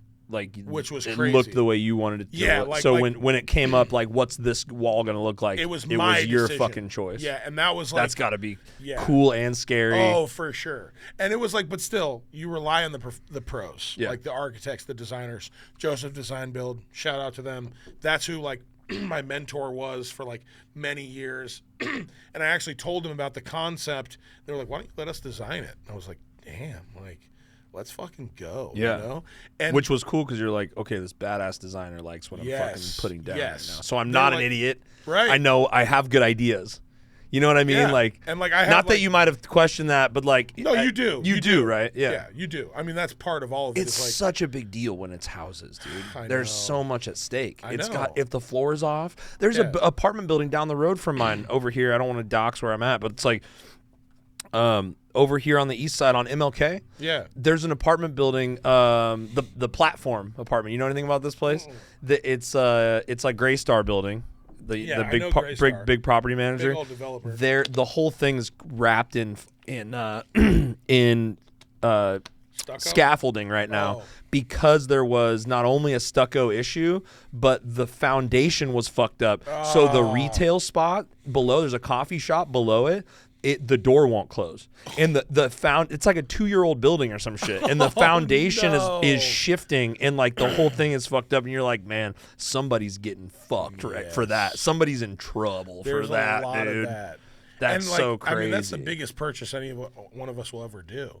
But it's also like, I'm telling you, Evan Leroy, when you make that burger, you know that you have the fucking secret sauce. The sauce, yes. Like when you yeah. bite into that thing, like when you're like, you know it. You just know like people are going to love this. They don't know it yet, but like I smell my own musk. Yeah, dude. When you're coming at Cougar Panther. Yeah, Sex Panther. Sex Panther. Yeah. Yeah, and that's the thing is like the other theme about the Outliers is everyone's like, look, you got to be self-aware. Like if you think your shit is like worthy, like fucking test it out with everyone. Yeah. Get their feedback, make it better. Don't listen to no. Like, and that was the thing. I had done so many projects for other people that had got so much accolades, like where like, you know, we won a national award, #1 in the whole nation for a kitchen we did. Damn. Yeah, and I designed the whole thing with the client. Can we find that kitchen? Yeah, Can we that's show, on my can we show, my website. Can we show people the kitchen? Go to reventbuilds.com. Okay. We won't get demonetized for reventbuilds.com. Let's see. I'm not monetized anyway because we're not big enough, so, you know, fuck them. I finally got fucking monetized Nice. on YouTube. I'll get there one day, damn dude. it. Just going to keep grinding. Yeah, They're changing the rules, I guess. So, like, you only need, like, 3,000 hours of watch time or Oh, something. that's like, awesome. in a couple months. The watch hours are the bitch. They're Go to portfolio, and then go to down. Casa Tulum. Oh, that's like badass. I love the names, dude. Do you come up with the I came names? up with all Of of them. course you did, dude. You bastard. Yeah, like I have to keep going. Casa Tulum. Welcome to Casa Tulum. There it is. Raw steel and glazed tile. So this was. So this is actually your national #1 in number the one country. in the whole country. Yeah. Oh, you clicked on the wrong. Oh one. shit! I'm sorry. Hang on. Fucking piece of shit. Listen, my do guy think- left. Okay, I'm on my own right now. All right, there we go. Okay. So look at that. That steel beam. So Right this is here? fucking Right here, across the hilarious. top? This is hilarious. Early in my career, we'd done a bunch of load-bearing walls, but like this was 33 feet wide. 33 feet wide with the second story above it. An engineer. It's like a lodge that has one of those giant logs all the way through it that's from like exactly an old right. tree. That's exactly right. And the engineer spec'd out this wood beam. We put it in. It just starts sagging. The second story separated like almost 2 inches. And I was like, there's something fucking wrong. We put a post Get that in the beam down, get that yeah, beam down. We put a post in the middle. And then I was like, I had the engineer come out. He came out. He inspected all of it, said it was all good to go. And then like, I was like, dude, something's not right here. We had another engineer come out. Me and the client were super cool. We had another engineer come out and he was like, this is fucked. Like he's off by like 15 feet. Are you guys retarded? And then he was like, oh, was that span 33 feet or 23? Oh my! So it was wrong. God. So it wasn't So- rated for that Yeah. span or so I had whatever. to rip out the wood beam, It's called an LVL. That's like laminated pieces of wood together. And you got to pay people to do that. Yeah, and then I put in that steel beam. Nice. And it became the fucking focal point of that kitchen. The homeowner loved it. Wow. It's one of the reasons why. So do we have better pictures? Down, yeah. So, like, look, you see the steel beam running through the whole fucking thing. That's a massive Whoa. So a 33-foot steel beam. Yes. And we had and to it's roll got it. that, like, modern, like, industrial look. Yeah, and look at all those badass hex tiles. And I think that on the TV, it looks more blown out than, like, it Yeah, will of on the course. on the On the podcast. website. On the podcast, I think people will see it normal. Cool. It's just the TV looks weird. No, that's for us. fine. But Wow, look at that Yeah. fucker, dude. It's Did you have to get like a crane? How do you move some shit like that, bro? By fucking Mexican power is how we do it, is what they Raw call it. Latin power, Yes, like they are like the salt of the earth, best humans in the world. We had to make like custom dollies out of 2x4s with wheels. We had to wheel it through the front door. The only fucking way this would work is there's a gap under the stairs. The stairs are like floating. We put it through Is this the the stairs. stairs? Yes. So that's we put the it through stairs. that gap and all the way out that back door. Oh my god. So it was like, dude, so much shit could have went wrong. We fucking slammed it in there. I worried. I didn't even. Oh, worry look at about there the you go. money. There's the Yeah. stairs. Uh-huh. You guys fucking sent it, dude. Dude. That's so sick. And like the client was so fucking badass. We were My like, dad's gonna fucking nut when he sees this dude. He loves like a big beam going through Dude, the. who doesn't? He loves like there's this a log, big old shaft, like big shaft, dude. Yeah, long rod. very phallic. Yeah, with a good head on it. You know what I mean? With a Good mushroom yeah, cap. good pair of balls attached. No, he like we would always go to this lodge called Camp 18 in Portland, where it's like a big restaurant. Everybody Yeah. stops on their way to the beach and goes, and they have like an actual tree that's like, you know, from the 1920s, I dig and that it's shit. all the way through the entire restaurant. It's Yeah. like it's probably more than 33 feet. It's probably like it's a whole fucking redwood tree that they have in there, dude. It's nuts. Like you can't even cut that shit down legally anymore. I dig that Yeah. shit. But yeah, he would love this. So you guys won an award for this, huh? National. So Number does- one in the whole Does nation. stuff like that make it easy for people to kind of get on your nuts? Like when you're trying to get real estate deals and stuff like that, you're like, hey, we got the best kitchen award. 2020. Well, I'm telling you, it's nothing's easy. They got to see you. Whoa, look at that! Look Yeah. how it goes in Look at with that. Inside the cabinetry. We had to build so around that beam. abstract and like cool, dude. So You that's know, like Edward or whoever owns that house now is like, look, check at this beam, 33 feet. Like every time he has people His over name's there, Mark. He's an every amazing time man. Mark has people over, he's like, and this here beam, 33 No. feet, almost didn't get it in He here. just talks shit to me. He's like, dude, you almost let my fucking second story fall. You Oh, suck yeah. at building. I was like, my engineer told me it was okay. Yeah. But like, that's why I'm like, dude, so many times, like, one of your biggest failures can be like one of your biggest assets. And like, I'm a big believer, if you can't hide it, accentuate it. It's like steel beam. It has to be this massive steel beam. Make it the fucking focal point of We're this not going to kitchen. cover it in drywall. No, it's like leave it exposed. Yeah. Let it fucking and dude, Let it was breathe. phenomenal. Let it breathe. Yeah. So if you That's awesome. if you go back, that was our second award. We won an award. Just go back to portfolio. So we won an award in all of Austin for like an interior remodel we did. Go all the way to the bottom. There it is. 1940s in color, one up. Right there.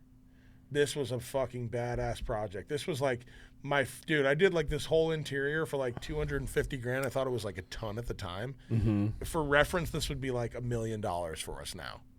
But like, look at how fucking... What's this say? Our clients had their hearts set on a 1940s Austin Zilker home, but it needed some TLC to make the vision they were envisioning come to life. The vision they were envisioning. It's great writing, dude. Sounds like you wrote it yourself, I dude. did. I wrote all the copy on the whole website. You know what? It's unfiltered, dude. The vision that they visioned that they were envisioning. The vision, they had 2020 vision, and the vision they were envisioning for their vision. And we visioned it into reality. They wanted all the charm and character that comes with living in any ancient abode whilst... Ooh, you used those... Dude. Whilst. Damn, son. You got whilst? Bro, you got whilst? You That's got fucking whilst in law the... school, bro. Hey, whilst, dude. Whilst still having modern tech like energy efficiency tucked behind closed doors. not easy talk, but we made their dream come true. Look at that. Yeah. So Damn. Look at all the colors. This was fun. It's dude. like a bunch of colors that don't go together and should never be together, and I they're know. fucking working. And it's like we worked with this badass architect and designer, Pluck Architecture. Look at that. That's the original kitchen to the left. That's the original kitchen of the 1940s home that we made into the utility room. Yeah. Oh, cool. So that's like the laundry room? Yeah, that's the laundry room. Badass, patterns, dude. like you gotta do pastels. You gotta do some like hour-and-a-half long movie thing where you go through an entire process. Oh, dude. Like you gotta do some kind of like. Yeah. I know you should do short form content stuff, but No, it's but, like, you gotta do something like here's the fucking that's what's so funny because we're doing like we're literally doing a house that we're trying to sell for $10 million. Damn. Yeah, and we're gonna like document the whole thing like a fucking Vice documentary. This is so cool. This just makes me feel so poor, dude. Like I'll never afford the a house. same thing dude. happens to me. Is like I have these clients that are just like endlessly wealthy, and I'm like, God damn, you know. Dude, I want to show you. So we prepped some videos here. I want to show you just some construction fails. I wanted to get your reaction on some of these. Look at these guys. Come on, this has Can to you work. describe for people listening what's happening here? Well, I think it's obviously a joke. I mean, they're measuring just like how wide they need their sheetrock patch to be over here.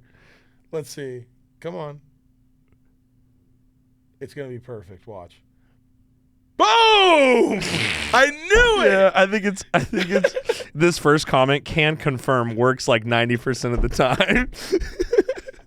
Like I tried to find more of these for you, but we'll have to honestly, just though, send me these when you see them. These guys, they are magicians. Well, they can literally probably do this shit by eye. And I think the joke here is that it was already cut. Yeah. If you look at it, they just scored already. Yeah, it was scored, and then they just broke it off or whatever. They're I mean, honestly, wow, look, it works. like, look, hang on, let's see if it's. Let's Mythbuster real quick. See, look, he looks at it. He does like a pretend cut. Yeah, it was like already cut. Yeah, The whole thing was already cut. Yeah, I measured. I think It's so funny. Let's see what this one is. This is fucking crazy. Oh, no. He's using a chainsaw on the. Oh, my God. Dude. Describe it for the people. Insane. Well, first off, you already know the blade's turning this way. It's going to skip right towards you. So explain what we're looking at here. Yeah, we're looking at a chainsaw about to cut through. That's a tongue and groove ceiling, which means that's all wood. It's like wood flooring. So like the force that you'd have to like mash that up with for it to catch would be really, really like impossible. Yeah, for a human to do. You would basically use what's called a Dremel, which is like a little tool that has a little blade like this. Mm-hmm. Like a sawzall kind of thing, yeah, it's right? a sawzall, but it has like a little flat head on it that's about this long, and it could poke into that, and then you could sawzall. You can draw it back. But a fucking chainsaw. It's just this guy's so dumb for doing this. And and here's the thing: he's on top of a ladder. He's on like the highest rung, and he's pushing it. Oh my God! I can't tell if it hits him, if the chainsaw hits him in the face. And look, he's just like, all right, I'm done.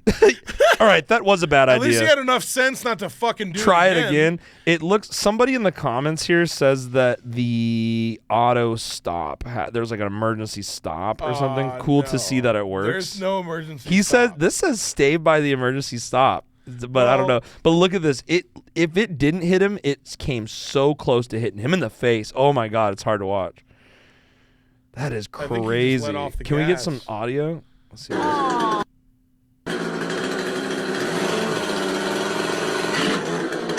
my God. Did you see him that inhale? He went. Yeah, like you know that you're just like that could have ruined my face. He looked death in the face right there. Dude. And dude, here's the perfect example of like construction is 80% of the tools that you're using. Like, right. If he just like took his time and was like, you know what, I don't have the right tool, I'll go and buy a Dremel for like $200. You could have saved your whole fucking face. Do you think this was properly installed? I think my wife is actually a pole dancer, and Hang those. on, So those just use like tension. Yeah, it's like a shower curtain rod. So we have one that you like bolt to the ceiling that works. Yeah, I wouldn't. Dude, like, look, when the first girl gets on it. One is fine. 2, 3, done. Boom. Look, when the first girl gets on there, it goes, whoa. Like, the pole is Yeah, it's like, okay. Like, watch the this is first girl. enough. Look, it's like there's a little wonkiness there, and then the second, oh, God. Hey, I love their enthusiasm, though. Boom! Oh, they bashed the window. They bashed the too. window. They had to call maintenance on that one, dude. Oh, my God. That's amazing. Oh, I think I actually have another one. Or no, actually, Damn, I have look it. at those man titties right there. Yeah, That's so something I'm pretty passionate about. I showed this to Sean Nix, the bodybuilder guy, or the personal trainer homie, and I guess these are implants. Yeah, and of so course. he's like That's all injected his Synthol. he's injected his biceps and Dude, his. he looks like alpha as fuck, though. I don't Honestly, know, dude. The drunker I Look get, at those milkers, the dude. more I want to titty fuck those things. Oh, dude. I have an actual thing that I send to a bunch of my friends on Instagram called Man Tits Monday. So Man Tits Monday, that'd be dude. a good one. Yeah, it would be a good one. I'll send it to you. I have this other video of a poorly installed stripper pole. I thought would be cool to show. I'm trying to keep it, construction based, related. construction related. I wanted to pull more, but I just didn't have time. It's I all guess right. it's not in here. We could really look at anything. I know. I have a bunch of funny ones. So I found this guy. If you're interested in conspiracies at all, I found this guy. Secret government information. Dude, this guy's awesome. I found this Oh. guy on TikTok. My favorite videos are cringe. So- Yeah, yeah. So this guy, Oh, this he guy, looks so serious. dude, he's so serious. Hang on, let me show you. This is our boy Darian. We've shown him a lot on the podcast, but we're always trying to check in. He gets crazier as time goes on. Why It's does awesome. he look like a fucking lava lamp? So he always starts. Hang on. This is Darren J. Morris. He always starts every video like as if you're reading this, it's too late. Yeah. I'm gone. I'm dead. They came for me. If they come for me, this is Darian J. Morris. And the number one sleeper in HIV and STD and ulcers and STD is because you need to douche and gargle your mouth with peroxide. What? He said dush. Dush, dude. So you don't get ulcers or herpes around your lip or on your tongue. But you know how he You have thinks to he's gargle just like with peroxide daily. giving the and God's douche word to human with people. apple cider vinegar. Dush You have with to do apple it. cider vinegar. And that's going to prevent you from getting COVID and herpes. It's awesome. He's I really love privy. these He's people. privy to some really cool shit. And so this one too is just keeps going. Dude, I have a bunch of these. I that really follow. love this guy. Let me see him. I need to actually get some more of his newer Dude, you clips need on. to look up John the Beast. Okay, send it to me. Oh my God, he's fantastic. This is Darren J. Morris. I just tapped into some secret government information. They woke me up while I was asleep. He doesn't blink. He's not Yeah. blinking. And the Daegu virus and West Nile virus is similar to COVID. They're all malaria viruses. They're both similar He has to not COVID. blinked. So how you would treat the Daegu virus and West Bro, Nile virus no. is the same how you would treat He's a an malaria NPC, dude. virus. They are similar. He hasn't to blinked COVID, yet. And yes, we are messed up. Go to the end. He's got to blink. We're messed up really bad. These mosquito bites are similar to COVID-19. So that is the warning. And I'm out. And I love you all. And I'm out, and I love you all, dude. He's just trying to give That us was the 45 seconds. He didn't blink. Dude, that's wild. Dude, He he might be giving the real info. Dude, he's got some crazy ones. I It just gets love this crazier. shit. Obviously, I like him a lot. I've got a lot of videos of I him love saved. this shit. Marduk. I don't know. Yeah. Darren J. Morris. I learned magic from this video game called WWE and my family.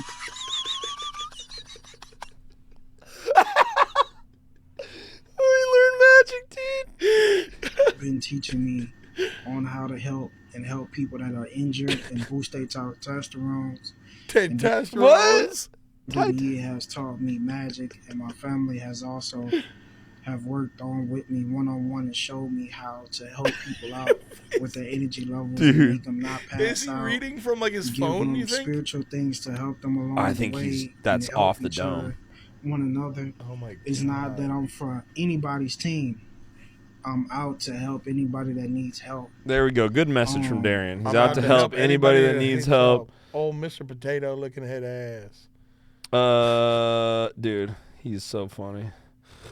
He's I learned magic from a video this game. video game. Hang on, let's see what this one is. This is Darren J. Morris, and I'm teaching you about the zombie virus. You're supposed to drink lemon water mixed with ginger to destroy all bacteria in your body. You're supposed to flush out the toxins. Rub hot lemon water and Dude, he's hot reading water something. together. Boil the water and put lemon water on the infected area, and it's going to What's cure infected, though, all the dude? bacteria about it. I don't know, And I'm dude. out, and I love you all. And I'm out. I And I'm love you out. And I all. love you all, dude. God damn, we need this. Holy hero. shit, he's the hero that we need. Hang on, I love this. I don't remember what all these are. There's just so many. They're all so good, honestly. And I'm surprised, like, you know, your mom's house, these other people that haven't gotten a hold of this guy yet. I found this guy. This guy's mine. Yeah, It's- yeah. I have the receipts. I found love Darian. that shit. I dude. found A couple Darian. days ago, this is Darren J. Morris. I like how he forgot. He was so stoked to tell us he forgot his intro line.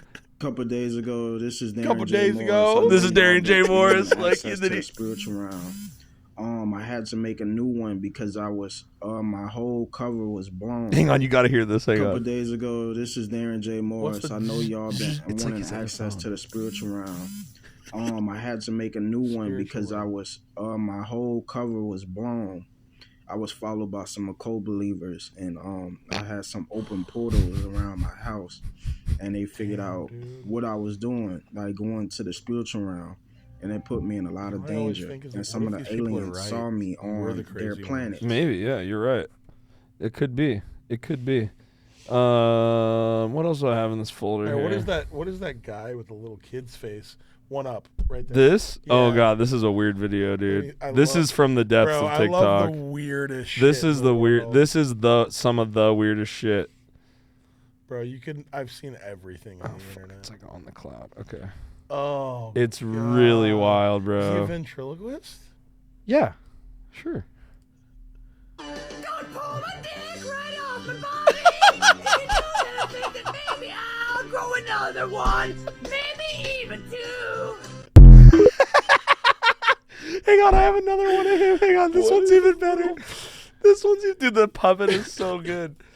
I can't tell if this guy like is like this all the time or if he's just doing this for TikTok for fun. But either way, he's a hero. Damn, he's kind of svelte though. Dude, he's got a package on him. Yeah, you know. bro, look at that thing. When I see you take a shit, I have to shit myself. Because I love you. Look. Yes, I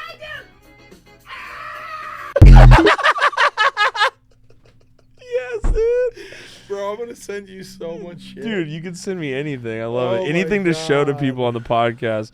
Oh, weird. You mentioned something about tuna earlier, and it made me think of this. I don't remember why you said tuna earlier, but I love this video, dude. Shout out to TLC. You know, really the channel that just Oh, kind sure. of pulling just like the most interesting things and making like shows about it because this is incredible. I think this clip is a little loud. All right. This is awesome. They call me Tuna Tyler, Damn, my boy and I'm Tuna addicted to Tyler. smelling tuna. But I also like placing it around my house. Tyler and I are very close. I'm not just his mom, I feel like I'm his friend. I did not know that it would get this far. It became an obsession. Jeez. I am single. Tyler's Gets me every I time. am single. I am Shocker, single. Tyler. Yeah, Tuna Tyler. They call he like wears that like a fucking accolade, like a purple heart, dude. They call me Tuna Tyler. Here, look at the rest of this. made clear that he would like to be married. Women would love guys that smell like tuna.